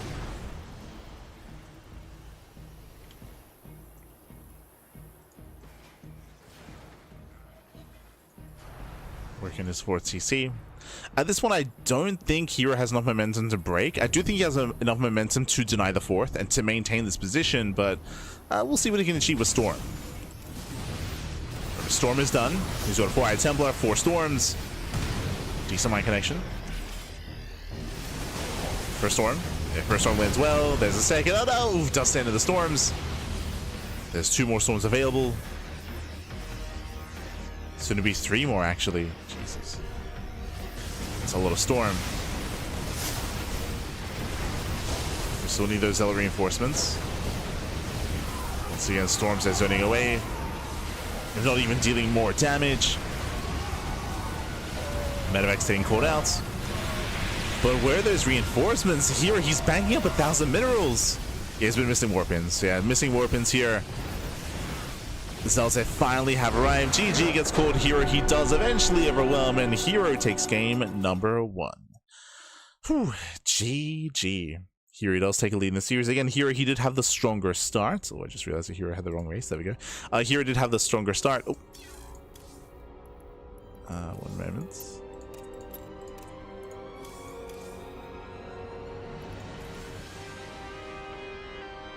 And we'll see if GuMiho can bounce back. GuMiho, he was able to catch the Colossus in the center, which was some nice pickups, but as we were mentioning, GuMiho's economy was crippled. He had a crippled economy, so he couldn't keep up with the momentum, with the production of herO, with the bases of herO. What was really slowing herO down were his lack of warpins, his prison was delayed, so he couldn't really reinforce as quickly as he liked to. Regardless, GG. GG, well played. With that, herO takes the lead, and now we're jumping to game number 2. We'll see if GuMiho can force the ace match. We'll see if herO can close it out. And again, hopefully smooth sailings from here onwards. Hopefully.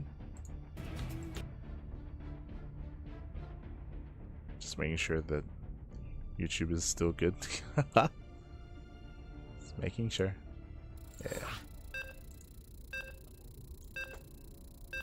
We're all good. Meanwhile, the lower semis, I feel like must have finished by now. Am I crazy? Yeah, the lower semis has concluded. Creator, wow. Creator, he takes down Classic 2-1. Classic is out of the tournament. My assumption was it was going to be herO Classic finals, but no, Classic is out. And we still don't have confirmation that it will be herO in the finals either. Let's go. Spawning in the top left-hand corner of Ruby Rock, we have the South Korean Protoss player, the red Protoss, leading the series 1-0 for T1. It is herO. And spawning in the bottom right hand corner, we have his opponents. We have the South Korean Terran, the blue Terran. It is GuMiho. Let's go. Let us go as we settle into game number 2. herO does have lead in the series, but now we load into a much smaller map, a map that does favor aggression. Hello. That was the second SCV, by the way. There it is, baby. There it is. The proxy has been thrown down. Now, this is a disrupted opener. Again, what I just said. This SCV was meant to be out there. This was meant to be a proxy 2-ranks, by the way. That was meant to be a second SCV to proxy, but as a result, it was disrupted, it was seen, it was zoned away, and we have GuMiho setting up with a singular axe across the map instead.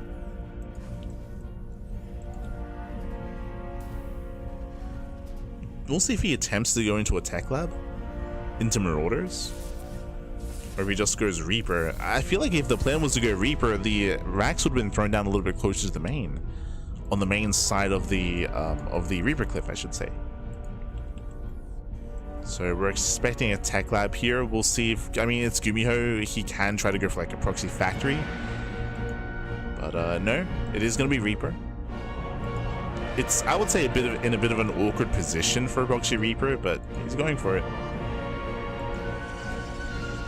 Again, he has a longer path to get into the main.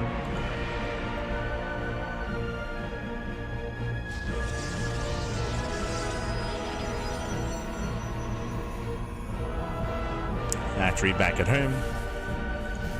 Alright, and of course, herO he knows. herO he knows that the Rax is missing. I should have started with that as well. herO is aware.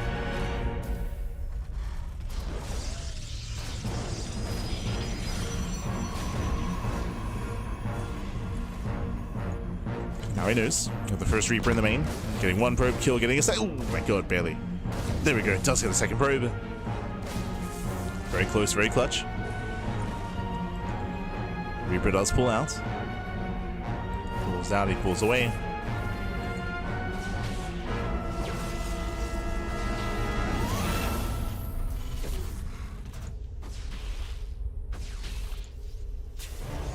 Oh.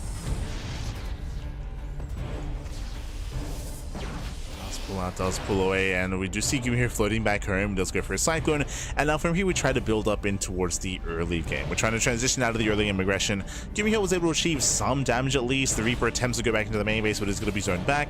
So far, 2 probe kills is okay, not ideal though. I still do prefer herO's position currently, but we'll see where our players take us from here. We're still waiting for the tech, still waiting for the tech of choice. There is Twilight Council out of herO, working towards Blink. And GuMiho getting a safety cyclones, and oh, do you see what I see? That is a second Rax. Okay, so we have a second Rax on the way before the starport. This means early stim. Early stim, early bioproduction. Do we go for another Rax? Oh, 2 base all in. Okay. Well, now we have confirmation. Already it was going to be hyper aggressive with early stim. Now this screams 2 base all in. Basically, it's a massive delay on the starport. Oh my god, going for another Rax. Again, massive delay on the starport in favor of stim, combat shields, typically +1 with 1 eBay, and mass marine production. But herO sees everything. Like, he sees the mass amount of Raxes. This screams aggression. And herO, he doesn't open blink, he opens charge. Smart move. So, going for early charge, what does it mean? It means against an early tank push and early aggression, you shut it down. Like, early Zealots shut that down. What is the benefit of Blink Stalkers? Blink Stalkers, they shut down drop play, right? Raven harass, Banshee harass, Widowmine drops, Cyclone drops, Hellion drops. It's a way, going into Stalkers is a way to gain map control, shut down any early game harassment options, contain your opponents, and maybe even pick away at their setup as well. But herO just saw there's no starport, which means there's no drops, there's no sky harass, so there's no reason to get into blink. Instead, let's focus on what's coming up first, which is the hefty ground army, and shut it down with mass zealot instead. Again, there's no need for stalkers in this kind of game state this early on. So working towards our zealots, working towards a third base. This is meant to be a hard counter to a 2 base all in that herO is setting up for. Obviously he needs his safety, robo, immortal production, third base for saturation. Now I'm making the assumption that this is going to be an all in. You can already see here only 1 tank. Only 1 tank, and then add-on swap into stim and combat shields. With this, GuMiho can pull the boys. He could decide to pull the boys. Technically, he could set up for a 3rd CC behind this, but this is very committed.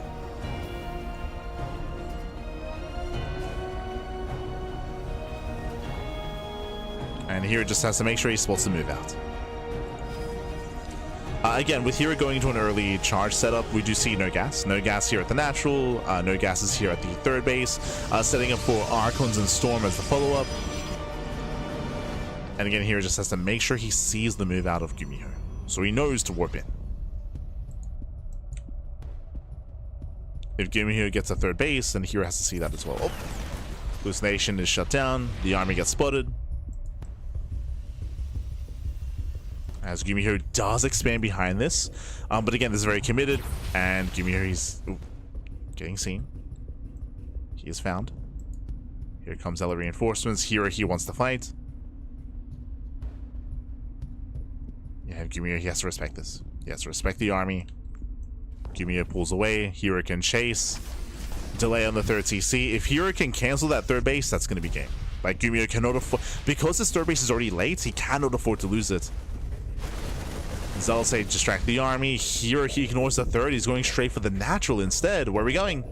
Yeah, the natural. He's going for the natural. Diving on reinforcements. Boys are being pulled, and how many SCVs are about to go down? And how do we make use of the force fields? Nice target firing here with the stalkers. Does focus on the Marines. Zealots, yep, they get into the mineral line. Tank is too far back, and that is critical damage here. 18 SCV kills. GuMiho forced a counterattack. He does break down the 3rd, but GuMiho, he was forced to cancel his own 3rd base as well. We have some idle Zealots that could be killing the tank. Yeah, and they will. And back at him, no storm. There is no storm. There's no recall either. Base trade. Okay. We got the base trade. The boys are being pulled, and herO, he should defend. He should be able to defend against this. GG gets called, and herO, he will take the series 2-0. herO, he'll advance on to the grand finals. GG. GG, well played. herO will claim the series. Again, I do apologize for the kind of messy series just because of the technical issues. Do apologize. Again, a little bit was just outside of our control, so do apologize for that. But regardless, really good games. Again, GuMiho was hyper aggressive here, going for the 2-base all-in. I say 2-base all-in. Technically, he got a 3rd CC, but it was more of an afterthought, really, more than anything. He was dedicated to his stem timing. Unfortunately, herO saw everything, right? With the hallucination, herO, he saw all 4 axes, so he made the decision to not go into blink, to go into charge, to go into that very heavy zealot composition. And you saw that against bio tank, mass charge like that excels. It excels against all things Terran that early on, especially with how open the bases are, and before you're able to really secure your position with SimCity, with Widow Mines, with a hefty bio army. herO was able to catch GuMiho with his pants down. GG. GG, well played. And with that, we have our grand finals ready for us here. It's going to be a best of 5 series between herO and Creator. I mentioned this earlier, but Creator, he took down Classic 2-1. I took down 2-1. Oh, sorry, I should message one of the admins here.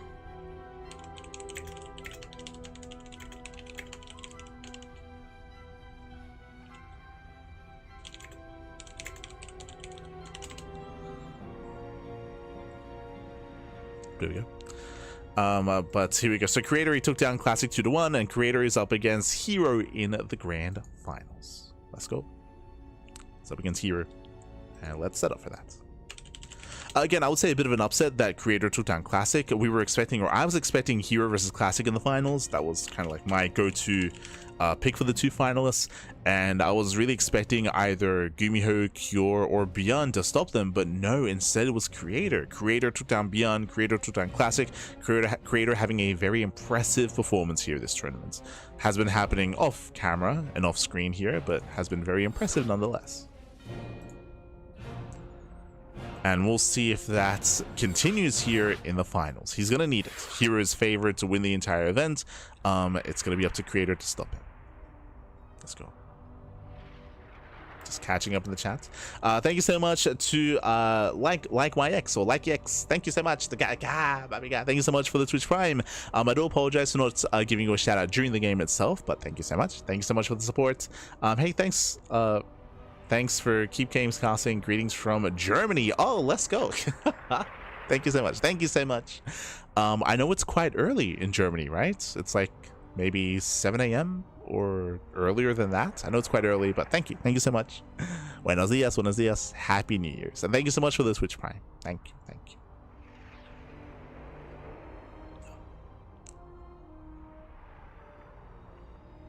Just catching up.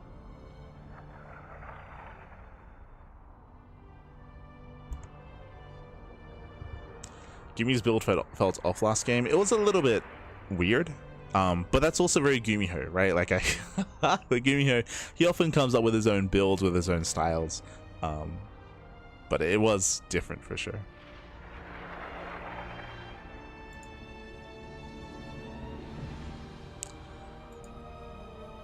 Close to 6 a.m. Jesus, time to get it. Bappy, you're going full D-gen. Going full D-gen. Ay, ay, ay.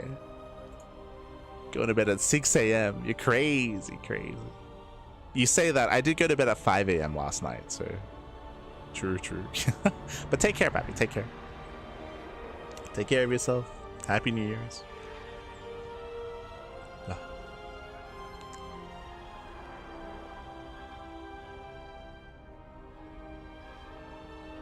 Felt weaker than normal. I think maybe frustration when DC usually is a killer. Kind of. Like I said this at the beginning of the broadcast. I mean, again, GuMiho, he looks really good against Cure for sure. Looks really good against Cure. But again, you know, herO, he's the best Protoss in the world, I would say. So I mean, no shame in going down to herO.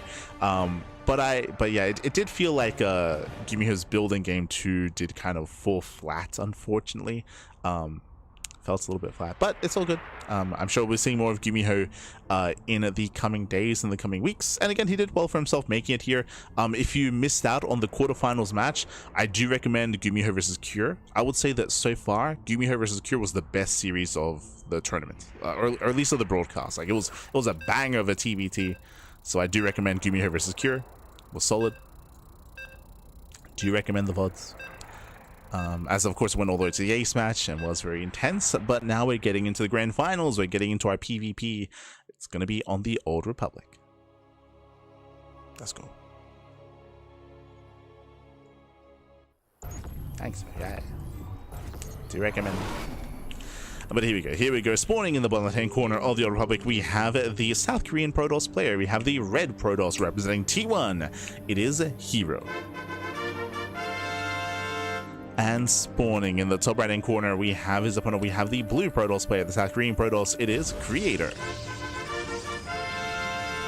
And if you're in the chat, predictions are now open. Place your bets on who you think will claim the series. Best of luck in the chat as we get into our PvP. Coming into this, it's going to be an interesting dynamic. I feel like a lot of it's going to come down to the vetoes. Already, I'm not used to seeing PvPs on the Old Republic. There's a very large map.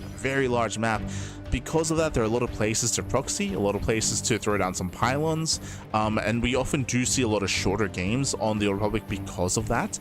But we'll see how our players will approach this. herO is usually very aggressive and very intense in PvP.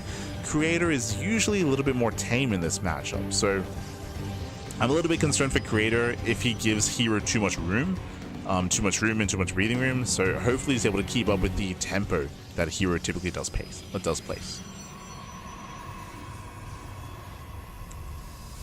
Keep up with this tempo so far. Two gate opener out of herO, 2 gate opener out of Creator. So far, standard openers. Creator is checking for a proxy pylon, or he's looking for the second pylon placement. And herO is doing the same. Here we go. Second pylon next to the gas geyser. Likewise, second pylon next to gas. No proxy, and both players will confirm. So Creator sees the pylon. Your probes are under attack. So does herO. So they're both aware that there is no proxy, that there is no shenanigans early on. Just a standard opener for the time being, at least.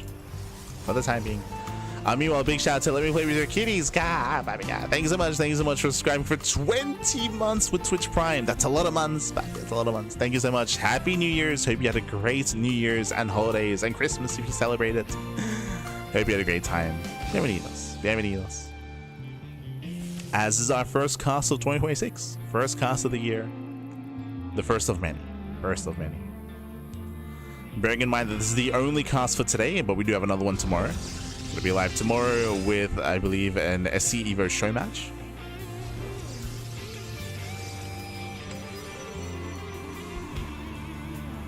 Oh yeah, we have the Enki Epic series tomorrow. True.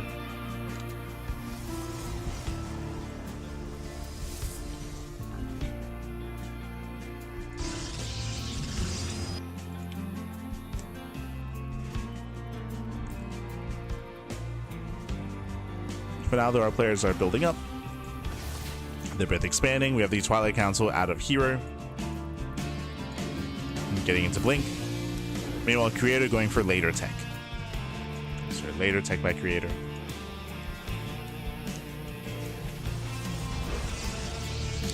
So there's going to be a small window in time where herO has Blink over Creator. That is true. It's going to be a small window.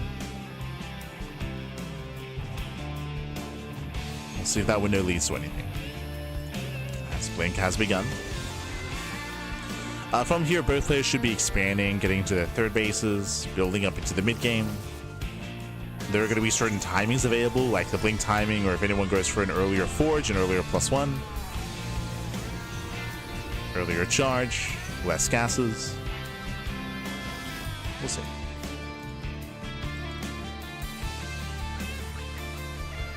This Creator, he is scouting the top corner of the map.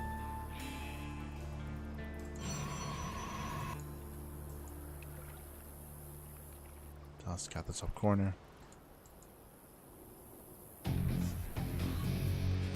Probes, they do fan out. Once again, Creator just being very vigilant when it comes to scouting. Very attentive. herO the first to expand, Creator a little bit later.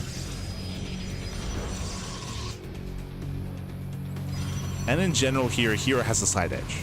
He has a slight economic edge, he has a slight tech edge.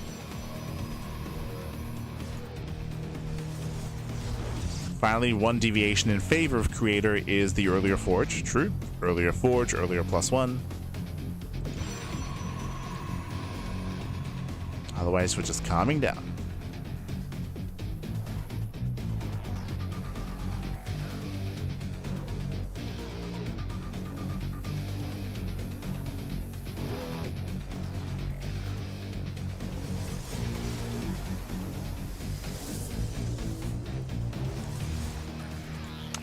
+1 is on the way, but overall this is a very passive initial game one, which is, as we mentioned, the Old Republic. You either see proxies or just very, very long games, or I say very long, at least when it comes to PvP, longer game states. Just due to the size of the map.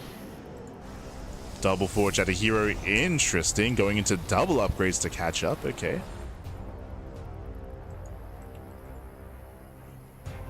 Very greedy. This would take advantage of the passivity here of Creator, true. We'll see if Creator does move out.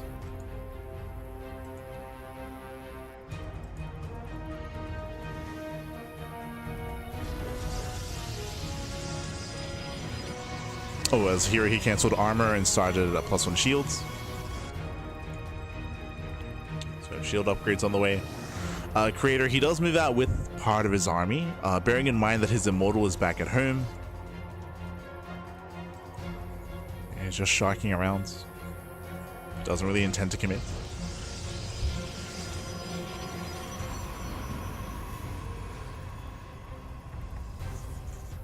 He was maybe hoping to catch out the 4th base.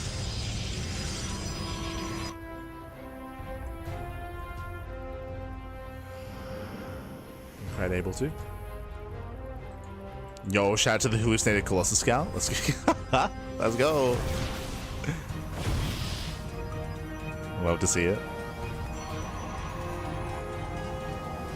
That was not intentional, by the way. That was. Oh.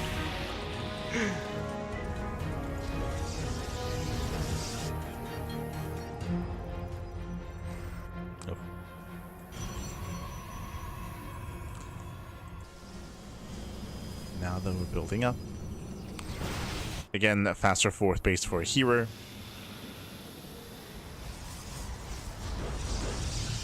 We should be starting 2-2 soon. There we go. 2-2 is now on the way.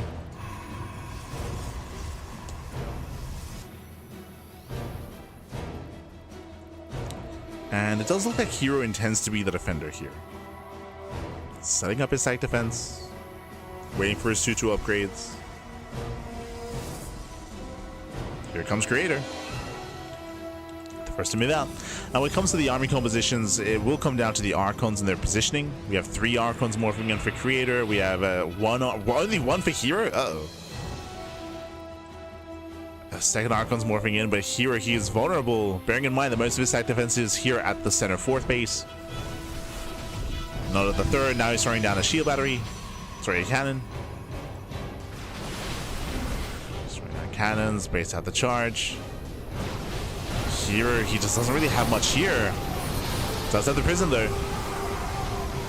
Yeah, nice volley here from the Archons on the Zealots. Oh, the Prism is barely going to be focused down. Nice time for the Prism. Yeah, Prism goes down, and Creator, he's just going to overwhelm. He's just going to overwhelm here. Breaks through the defensive line again. herO, he was down on Archons, down in army supply. Maybe just a little bit too greedy here by herO, as herO did have a higher probe count. And Creator with this will snowball out of control. Yeah, just one strong fight here from Creator. Breaks on through. As we mentioned before, herO, he invested into the cannons and shield batteries here at the center base, which didn't come into play. And Creator will start things off with a win. Start the series off with a lead back. As here, he is microing his heart out. He is trying to control as best he can with these stalkers, but there's only so much these stalkers can achieve. Only so much.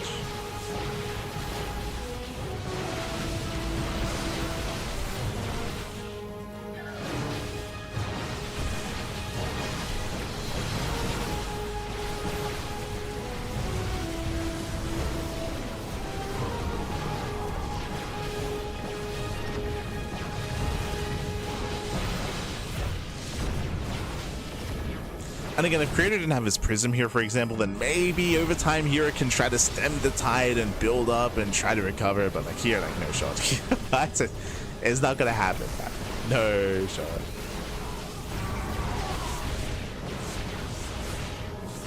So again, here is being as annoying as possible with these stalkers. Does catch out an Immortal, miss rally out a Creator. Creator hero rotates. Finally, can just focus on the base. Just focus on the expansion. And GG gets called. Creator, he will take game number 1. GG. Whew. GG, well played. I was concerned that Creator was going to be too passive and that herO would take advantage of that, but no, Creator, he was able to hit his timing.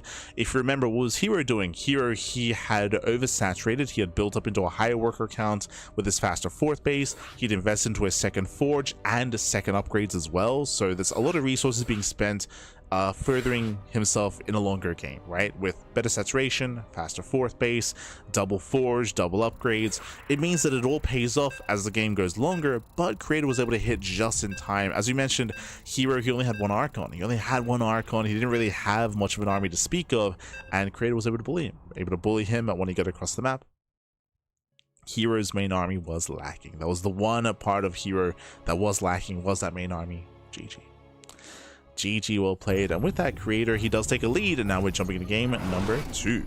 And spawning in the bottom left hand corner of Tourmaline, we have the red Protoss player. The red Protoss representing T1. It is herO. And spawning in the top right hand corner, we have his opponent. We have the blue Protoss player. The blue Protoss, the south green Protoss. It is Creator,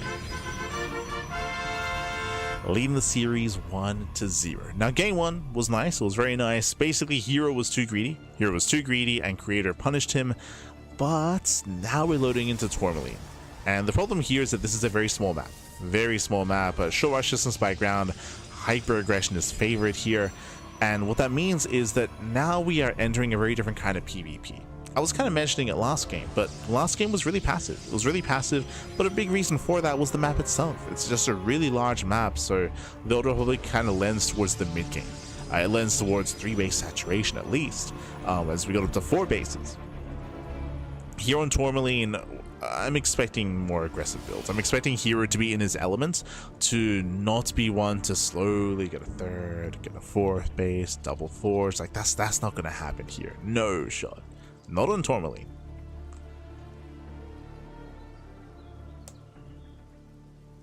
So we're expecting more aggressive builds from both players. Hello. As herO, he doubles back around to hide his probe. And what are we hiding? There it is, going to the pylon. Now, based on this central location, this is looking like a proxy robo. Looking like a robo, looking like a 1-base all-in.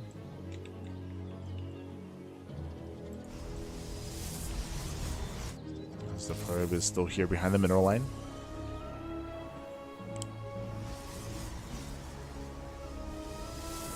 You can see Creator is looking for the pylon. He's looking for the pylon. He knows that there should be a pylon here. He's like, hold up, something's wrong. Something's wrong, something is amiss. He sends out a 2nd probe, so that's already 2 workers scouting. This is already doing damage. As Creator searching for that proxy. Meanwhile, we do have the proxy robo in the middle of the map. As I mentioned, this looks like a proxy robo 1-base all-in. And Creator, he takes us seriously, going for his own defensive robo. Nice call by Creator. This is meant to shut down and almost hard counter, just regular counter proxy robo. It's meant to counter. So as a result, Creator, he's going to have the defender's advantage. He's going to have his own immortal production to deal with the immortals of herO. Ooh, herO shoots first. The tall grass. Yeah, makes use of the tall grass, and herO, he should take down the first stalker. They trade 1-1. They do trade. Oh, here are some free shots off though. Dealing whole damage as well. A lot of momentum already for herO. He zones Creator away. It's a prism.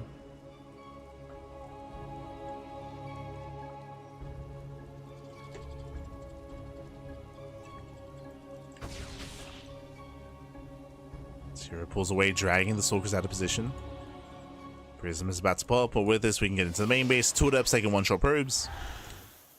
And killing workers this early on is even more critical. Has that much more weight behind it. Using 5, 6, 7 probes can end the game.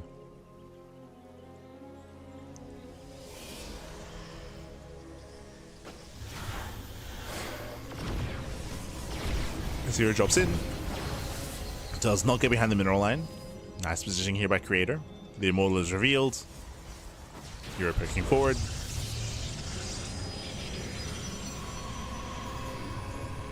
He does not want to get caught by the force field.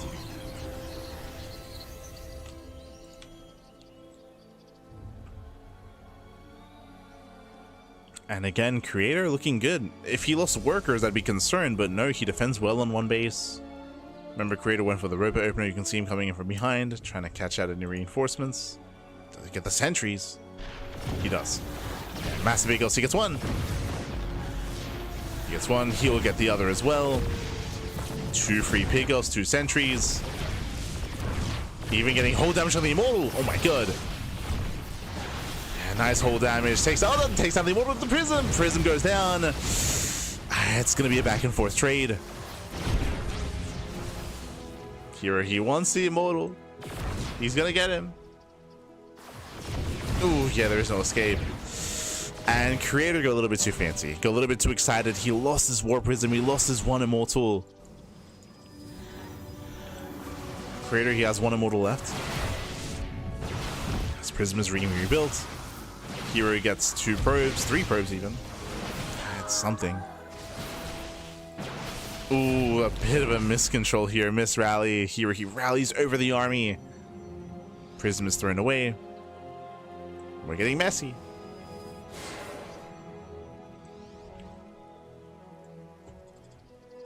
And you can see that, yes, Creator did overextend. He did lose an Immortal, did lose the War Prism, but his Gateway army has been building up.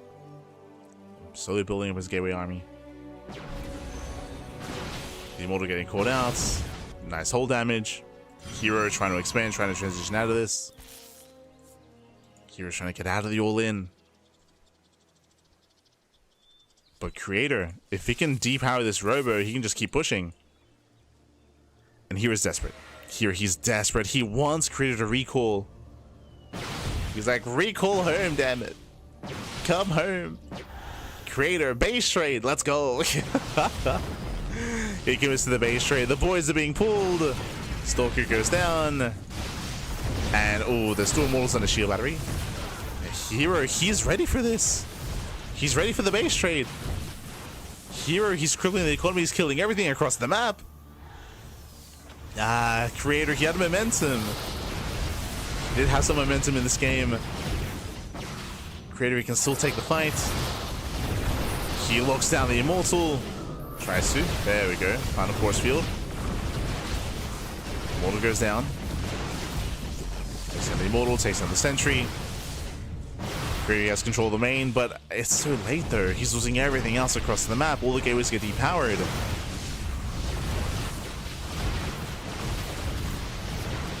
Where's he coming for the surround? herO, can he get the Prism? Oh, he can! Oh god, the Prism was full as well. Yeah, full Prism. GG gets called, and herO, he will tie up the series 1-1. GG. Whew. GG, well played. herO does tie things up. Again, a very intense back and forth. Honestly, everything was looking good for Creator. Creator, he defended well. He shut down the army. He had a bigger force to work with. But he was forced into a pseudo base trade where he will... where Creator, he was losing too much back at home, and herO had his Immortals ready at his natural. He had shield batteries. He had his army ready and waiting. So ready for the backstab, ready for the base trade. GG. GG, well played. With that, we have a tied up 1-1 scoreline, and now we go from one of the smaller maps into another small map. Up next, loading into Ruby Rock. Now, I do favor herO in these smaller, more compact, more aggressive maps, just because of what he's known for and his strengths, of course, as well. This is another one of those maps. Ruby Rock, this should be it for herO when it comes to being aggressive and being very in the face of Creator. Once again, we'll see if Creator can keep up with herO. And I was very impressed by the last game, by the way. Like, Creator, he found himself in a good position at times. Unfortunately, he just missed the counterattack, he missed the move out. Did miss herO slipping past. Let's go. Let's go.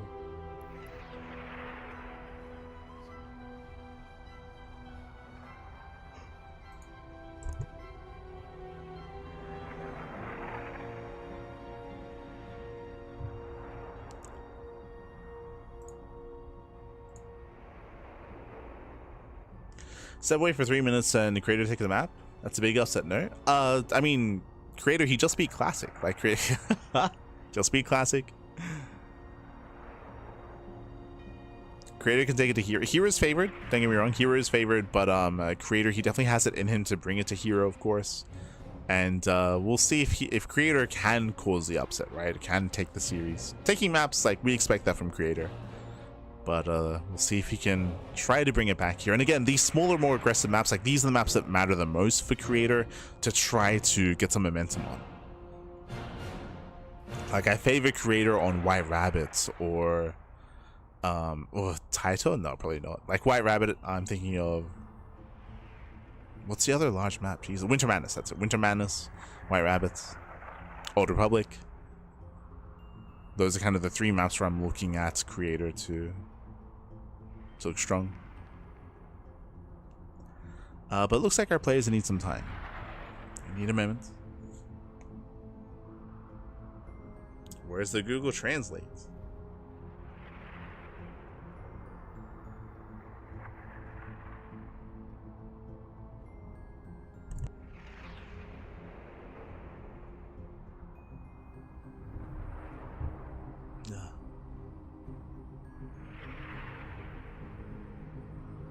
Can make it, we can make it.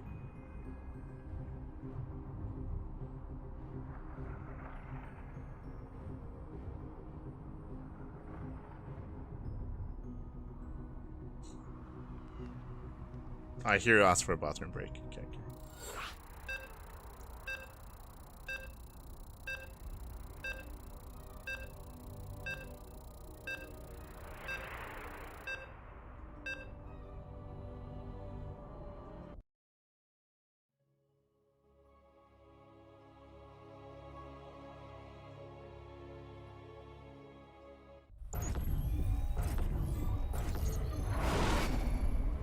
Here we go.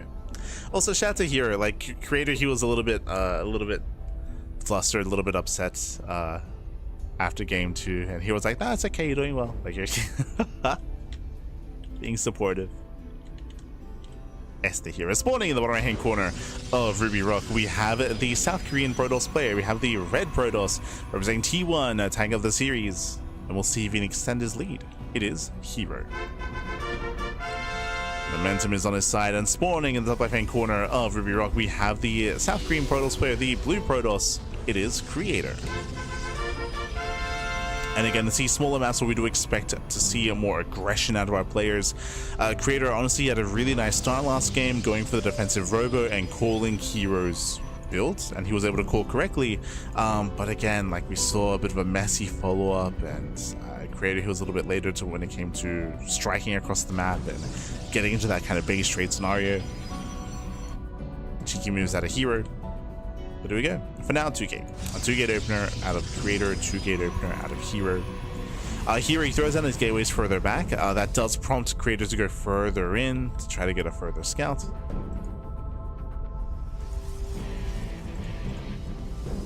It also opens up the natural. Does mean that this natural base is more accessible to adepts. Oh, and herO once again proxy. He throws down the pylon dead set in the center of the map, but this is ideal for a proxy robo. No surprises here. We spoke about this at the start of the game. Tourmaline and Ruby Rock. These are 2 hyper aggressive maps. We expect all wins, and this is where herO is at his best. Pylon is done. We're waiting for the Cybercore. And we're waiting for the robo. Huh. I need gas. Huh. There he is. With that 100 gas, robo gets thrown down. herO is going for the one base all in, the same build 2 games in a row. And creator, is he gonna expand? Creator scouts, he knows that a pylon is missing. Creator, he knows that something is wrong. No shot. He's opening up double depth. Remember last game, he believes it's a fake out, does he? Glory to the Daylom. Creator's banking resources. No, he's going for the Nexus. He's going for it. No. Again, last game Creator had such a good response, but this time he believes it's a fake out. Again, Creator, he sees there's no pylon. He believes that it's a fake proxy instead, or a proxy Stargate. But it's a one base all in, and this is going to hit even harder this time. This time, Creator won't have defensive immortals. Now, this isn't a build order win, but it's going to be a very difficult hold. I mean, Creator is banking up his own adepts. Now he's going for the robo, but after the expansion. Now, adepts, they can tank immortal shots well. That is true. We're going to have a lot of adepts. Here he has his own. I believe the rationale behind going for all these adepts is because herO has a massive hole up here at the main. The ramp is open.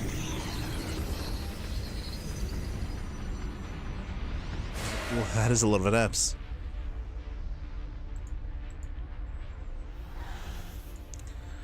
Now, the armies are about to pass by each other. We're about to pass by herO. He does keep his own army back at home, though. The adepts, I mean. Immortal moves in, going for the pylon. Going for the Archosis pylon. Ta-da! Pylon goes down. He fires the gateways. Same time, adepts say bust into the main. Nice force field, very nice. Force field locks down Creator. Adepts are going to be cleaned up. Oof. And again, the immortal's not done. Going for another. Gets the second pylon. I'll pick up at a herO. Again, here he successfully defends. But remember, the longer this game goes on, the better it is for Creator. herO, he needs more damage. Next movement. Kills a third pylon. No, he miscontrolled. There it is. Jesus. Yeah, here he picked up 1 second too soon. But he does snipe that pylon. Here come the reinforcements. Here comes the army. 3 immortals.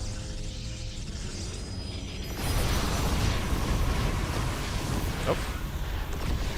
Aztecs actually make their way into the mineral line. Remember, they can one-shot. They can one-shot workers, one-shot probes. Does catch out one of the immortals, who will lose his own, though. Where's the pickup?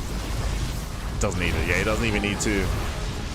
Here he just A moves in, and the main base probes are going down. At the natural, the armies are broken. GG gets called, and herO, he takes a 2-1 lead in the series. GG.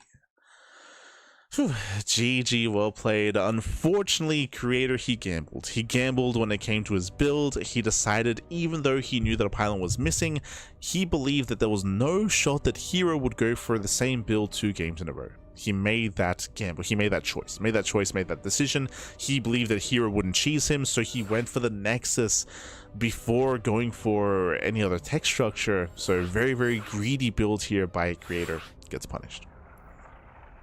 He gets punished for it. And now we're getting into Winter Madness. The Gamba was real. The Gamba.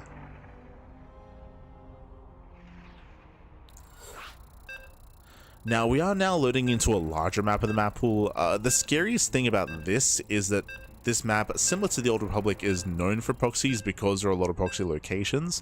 I would say there's a higher chance that herO proxy Stargates on Winter Madness. There's even a chance that Creator proxy Stargates as well. We'll see. There are a lot of locations. Let's go. Spawning in the bottom right hand corner of Winter Madness, we have the South Korean Protoss player. We have the red Protoss representing T1. It is herO. And spawning in the top left-hand corner, we have his opponent. We have the blue Protoss player, the blue Protoss himself. It is a creator. Let's go. Let us go. Now, as we get into this game, a couple of things. I do think that it's going to be smart for herO to go for the proxy pylon, because 2 games in a row he's gone proxy pylon and he has successfully been able to pull off the 1 base all in. Now, the reason why I want to see a proxy pylon this game is purely for mind games, right? herO's done it 2 games in a row, and if he makes it look like he's going for the same builds, I mean, now it's going to be on creator to make the decision once again. Does he believe in the proxy? Does he believe it's a fake out? I would want to see herO either go for a fake out or go for a proxy Stargate and not a robo, but we'll see. Eyes are on this probe. Creator, he sees the probe. Based on its timing here, herO might just proxy in the center. Let's see. He's going for it. Yeah, he's going for it. We veer off towards the right-hand side. Depending on the placement, it could be a Stargate. As I mentioned before, I do want to see a Stargate here out of herO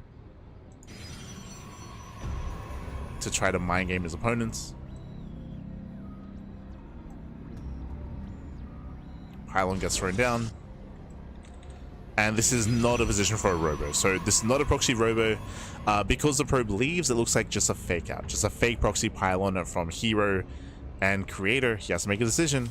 He has to decide. He has to roll the dice. He has to roll the dice. Does he go for a very strong response and go for a robo? Does he cut some corners and be greedy like last game and go for the Nexus? Does he go for a bit of an in-between route and go for the Stargate?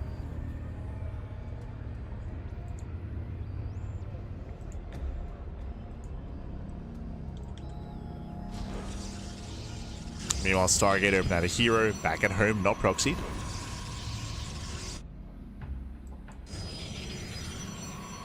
Creator fully walls off. And Creator, he doesn't send out a second probe.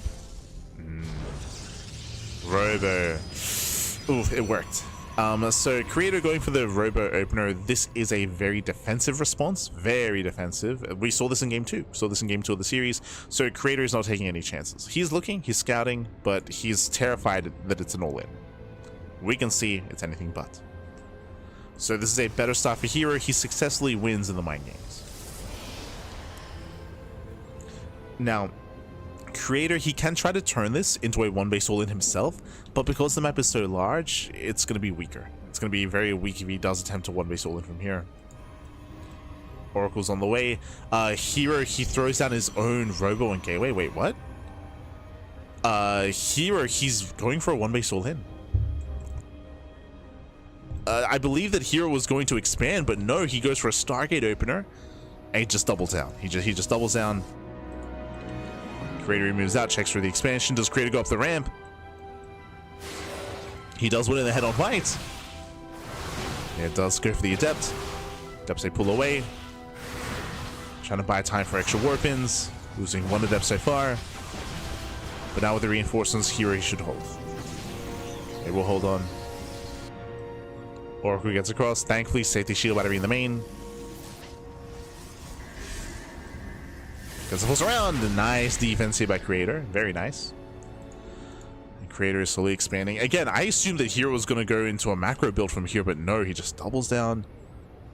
And I'm not too convinced by this response out of herO, I'll be honest. Like, because it's a delayed 1 base all-in on Winter Madness, right? Now he expands. This is such a late Nexus, though. It's so late. I'll be honest, this build from herO, it looked like he thought the Creator was going to all-in him. So that's why now herO, he has the Stalkers, he has this Immortal. What can he do with this? Like, what was the purpose of this? It can't achieve anything. Again, I'm pretty sure the purpose of this was that he was thinking the Creator was just going to stay on 1 base as a response. So correction to what I said earlier, when it comes to the early game, Creator's ahead. Creator, he's ahead. Comes out on top. It was messy from both sides, like there was a lot going on. Ooh, herO shades into the main, gets 1 probe. Just 1. Yeah, just 1 probe. I spoke to soon. Oracle hits the natural. 2 Oracles, they get 1 shot. 7 probes go down. One of the oracles just barely get away. But okay, nice damage and very necessary damage as well. 7 probe kills. One of the oracles is still alive. We can always go back into stasis trap. And here is catching up. Okay. So again, initially, Creator, he had the better early game. But now herO is playing catch up and he's only down by 2 probes. And down by 2 workers. Creator going for his own Stalker drop, okay. With force fields. So Creator, he can try to force field the mineral line. Never mind, just going for the pylon.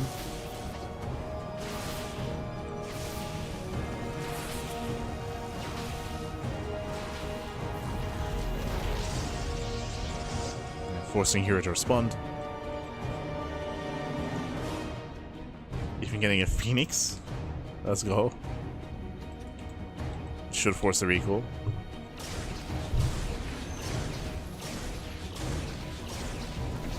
Go back home.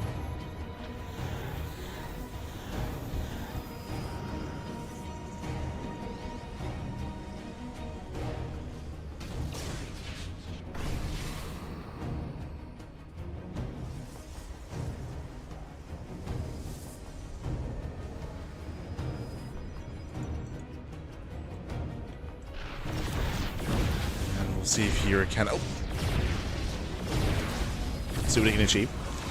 Jumping to the natural, getting a pylon, trying to cause a distraction. He pulls away. As he pulls away, here he can move in, going for the third. Can he force a cancel? He doesn't have enough. Yeah, there's not enough here. This army is just so small. Here gets a pylon. He has to get the hell out of here. He at least supply blocks Creator. True. The supply blocks. And this is a 2-base all in. herO throws down extra gateways, getting into glaives, and he's going massive mortal glaive adept. Again, this has just been a really awkward and messy game. Oh no! The prison went down, losing 2 immortals. Oh god. herO, you cannot afford these losses. Very messy game. And now Creator has momentum, he moves out. Takes on the Oracle. And here he is in trouble here. It's gonna be a tough hold. Glaives will finish, which will help, but just the size isn't quite there. And remember, Creator doesn't have to push in. I mean, I think he should. I think he should take a fight and trade. And I do think he would out-trade. But Epstay commits, which means this army is vulnerable. Creator has a faster 3rd base.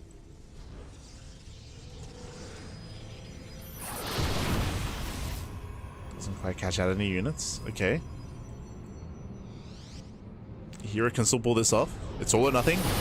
Nice force shields. Oh god. He gets 1. Does pick off 1 immortal. Never mind, there's no anti-air. There we go. Eventually it'll go down. But alas.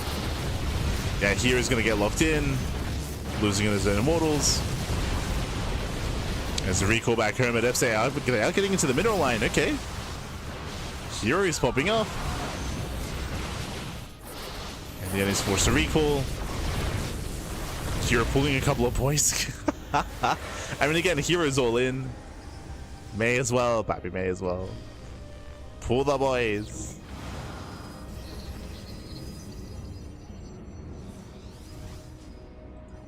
The longer this goes on, the better it is for Creator.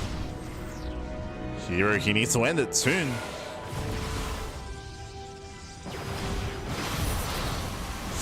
Ooh, does force a blink. Dives on the Immortal. Immortal goes down. Adepts do shade in towards the natural. But the sentries get left behind. The stalkers get left behind. And here he doesn't get in. Gets to break through that front door. Shades into the main base. Is killing a lot of probes. Okay. Oh, the boys! They're still here. The boys are at the 3rd base. And they do get on top of the Immortal. Nice pick off. Nice catch. Immortal goes down. Creator's lost a lot of probes and he's going to lose even more. There are just so many adepts and more probes are falling. He's doing it. GG. That's called. herO pulls Creator apart. with the Mask Glaive Adept, and herO with the two base all in. He will claim the series at 3-1, becoming this week's Korean StarCraft League champion. GG. What an animal. What an animal. Very, very messy final game here. Again, I was favoring Creator. Like, Creator, he was able to secure his 2-base setup. He was able to get into his 3rd base, better economy. In the long run, better army as well. But alas, he was unable to keep up with the Adepts and was just losing far too many workers. Was just being pulled apart by the Mask Glaive Adept. GG. GG, well played. Ay, ay, ay. But congratulations to herO. My condolences to Creator. Again, Creator. I can definitely see a world where Creator could have forced the ace match. But GG. GG, well played. Congratulations to herO. As with that, we do have our first KSL champion of the year of 2026. I'm sure this does bode well for the future. I mean, herO, he won the most amount of KSLs last year. We're expecting the same thing this year as well. For those that are unaware, shout out to Dark. He actually did post a couple of tweets recently. I think he posted he showed a video of his daughter at his PC setup, you know, playing StarCraft, showing off her APM skills. Love to see it. Dark, he's still like 10 months away, or 10 to 9 months away from finishing his military service, but he has let us know that he does want to return to StarCraft once he does wrap up, so looking forward to that. The future of StarCraft 2 coming into 2026 is a little bit obscure. A little bit. We do have 2 events confirmed. We have Home Story Cup. Home Story Cup is at the end of the month, if I remember correctly. So Home Story Cup is at the end of the month. I have to double check the dates, but Home Story Cup is right around the corner. Stars Agora also confirmed. That's what, in April, right? Is it around April-ish of the year? So Stars Agora is going to be later on in the year. When it comes to EWC, there's still 1 game that is yet to be confirmed. I think we're all expecting it to be StarCraft. At least I'm hoping that it's going to be StarCraft. But speculation is all that we really have in regards to 2026 and EWC. But hopefully StarCraft is going to be supported again for another circuit. Fingers crossed. Fingers crossed. And outside of that, we're expecting more of the kind of like local regional LAN events. What do I mean by that? So if you recall, Geralt, he did host a LAN event in Poland last year, and if you remember, Geralt, he plans on hosting that LAN event on a regular basis, annually, every single year, and he wants to incorporate other games. I think last year he had Tekken. I think it was StarCraft, Tekken, and there was another game. Was it FIFA? I can't quite recall, but I want to say there were like 3 different games there. But they do plan on doing that annually, and they were very happy with the first event that was in Krakow. So we expect to see more of that. We expect to see the next SC for All tournament. I know that the SC Historian was very happy with how the first event did unfold. That was a big event in the Americas in Philadelphia. At Cheeseadelphia, essentially, with Brood War and SE2. So there are certain like kind of smaller LAN events that we are pretty confident that are going to be continuing coming into the year. But when it comes to like the big circuit, when it comes to EWC and DreamHacks, that's a little bit more, you know, up in the air whether that's going to occur or not. Regardless of what happens with StarCraft, as always, we're going to be here to cast as much StarCraft as we can. If you noticed, December was a lighter month for us. Intentionally. If we wanted to, we could have just like doubled down and just locked into December, but we did decide to take it a little bit leaner, a little bit easier, and I think that's going to be the case moving forward for the near future. For those who don't know, I have my pet bunnies, but they're going to be undergoing an operation in a couple of days. They're very young. They're getting desexed, and apparently that's like a big thing. It's like 2 weeks of recovery, and I have to be there for them as well, so that is going to impact the amount of casting. I've intentionally like rescheduled and made the next 2 weeks a little bit lighter and leaner when it comes to casting, so just a heads up when it comes to January and the beginning of the year. But hopefully everything goes well, and hopefully they're able to recover. Just want to look after them, of course. When it comes to the main year, though, of course, Tuna Cups are going to be continuing. The Water TV Monday is going to be continuing. Pickasaur Cups, all the weeklies. when it comes to daily StarCraft, it's all still going to be there. It's just like the bigger, grander circuit is still a little bit more ambiguous, but of course we'll be there. We'll be there as always. Because we're going to be a little bit leaner when it comes to casting. If you want to check out more of myself, !light in the chat. I do try to stream every now and then. I've been streaming a little bit more recently. I guess what's easier about streaming on my personal channel is that I can just make it a shorter stream. I'm not like confined to a tournament and to how long the tournament lasts, so I can make it a little bit shorter if I need to, or I can go check my bunnies if I need to. Again, it's just like StarCraft 2 ladder sessions, or we started playing Divinity, myself, herO, and Yaku. We started playing Divinity again. I guess it's kind of in theme with the recent announcement of the new Divinity game. True. We're playing Divinity Original Sin 2. We're playing Final Fantasy 14, playing some other games just whenever we have any free time available as well. One day I'll get around to finishing Final Fantasy 16. I started that last year in January. I just never had time to get back to it. Same with Spider-Man 2. So some single player games I get around to laddering whenever I can. So if you want, you can tune in there on my personal channel. Otherwise, here on the CranKy Ducklings, we're still going to be live on a mainly daily basis. Very quickly here, catching up on the rest of our schedule for this week. As you saw, as you saw here, we did have some extra days free for the New Year's. As you can see in the center of the week, we just wrapped up with KSL, and tomorrow we're going to be live with the Enki Epic Series. That's going to be a best of 9 show match. Oh my god, best of 9 show match in StarCraft Evolution. Very quickly, just double checking the players. I think it's herO and herByun. Am I crazy? I have to double check.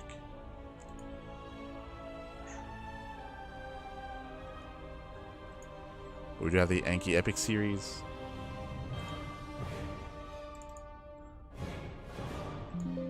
And I'll have to double check. I have to double check who's going to be competing in that. But that is, of course, going to be this week. We also have the LATAM Legend Series. We have the Thermal 2v2 circuit. True. During the off-season, Thermal circuit has returned. That is also this weekend. For those who don't know, we don't cast the Thermal circuit, but we do work behind the scenes and we run the events. The CranKy Ducklings, I mean. So this might not be well known, but Thermal, we're good friends. He reached out. He's like, Pappy, I need some admins, and we're like, we got you. So if you're curious, we do run those events. We don't cast them because we're running the event, but we do actually cast it via replays. Thermal is kind enough to share the replays, and we do cast it via replays at a later date. That's going to be around the corner as well. We have the podcast returns next week. True, the podcast will return. We have the Patch Clash Invitational and other events throughout the course of the next couple of weeks. Again, expect to see a couple of days free every now and then, just because the operation for the bunnies are going to be on the 7th of January. So scheduled right now, we have the 7th, the 8th, and the 9th free. So no casting from the 7th to the 9th. I'm going to leave them free so I can make sure that they're okay and spend some time with them. Look after them, Pat. Look after them. So misijitas, Pat. Misijitas. Ay. But otherwise, thanks for watching. Thanks so much for the support. We do appreciate it. The KSL is a bi-weekly tournament every fortnight. We have the Korean StarCraft League, so we should be here in in 2 weeks' time for the next event. Otherwise, congratulations to herO. Congratulations for becoming our champion. And again, herO, he is currently, I would say, the best Protoss in the world. You can make an argument for Classic for sure. You can make an argument for Classic. But here, he's definitely in form. He's looking like a beast, and we expect to see more from him in the near future as well. Otherwise, thanks for watching. We'll see you guys tomorrow for a best of 9 show match, the Enki Epic Series. We'll see you then for that. Otherwise, we'll see you next time. See you next time. Until then, ciao, papi, ciao. Also, very quickly, if you want to tune into VODs, YouTube is the place to be. The YouTube stream did go down earlier today, so I do apologize. It went down in the best series as well. Like, I still stand by it. Cure versus GuMiho was amazing. Like, it was a banger of a series. So I do apologize for the stream going down on YouTube for that. Will eventually be uploaded in VOD form, but otherwise, do check out those VODs. Check us out on YouTube, Discord, Twitter, Facebook, all things StarCraft, all things CranKy Ducklings, I mean. And we'll see you next time. Ciao, papi, ciao. We'll see you next time. See you mañana. Hasta mañana. Ciao. Hasta luego.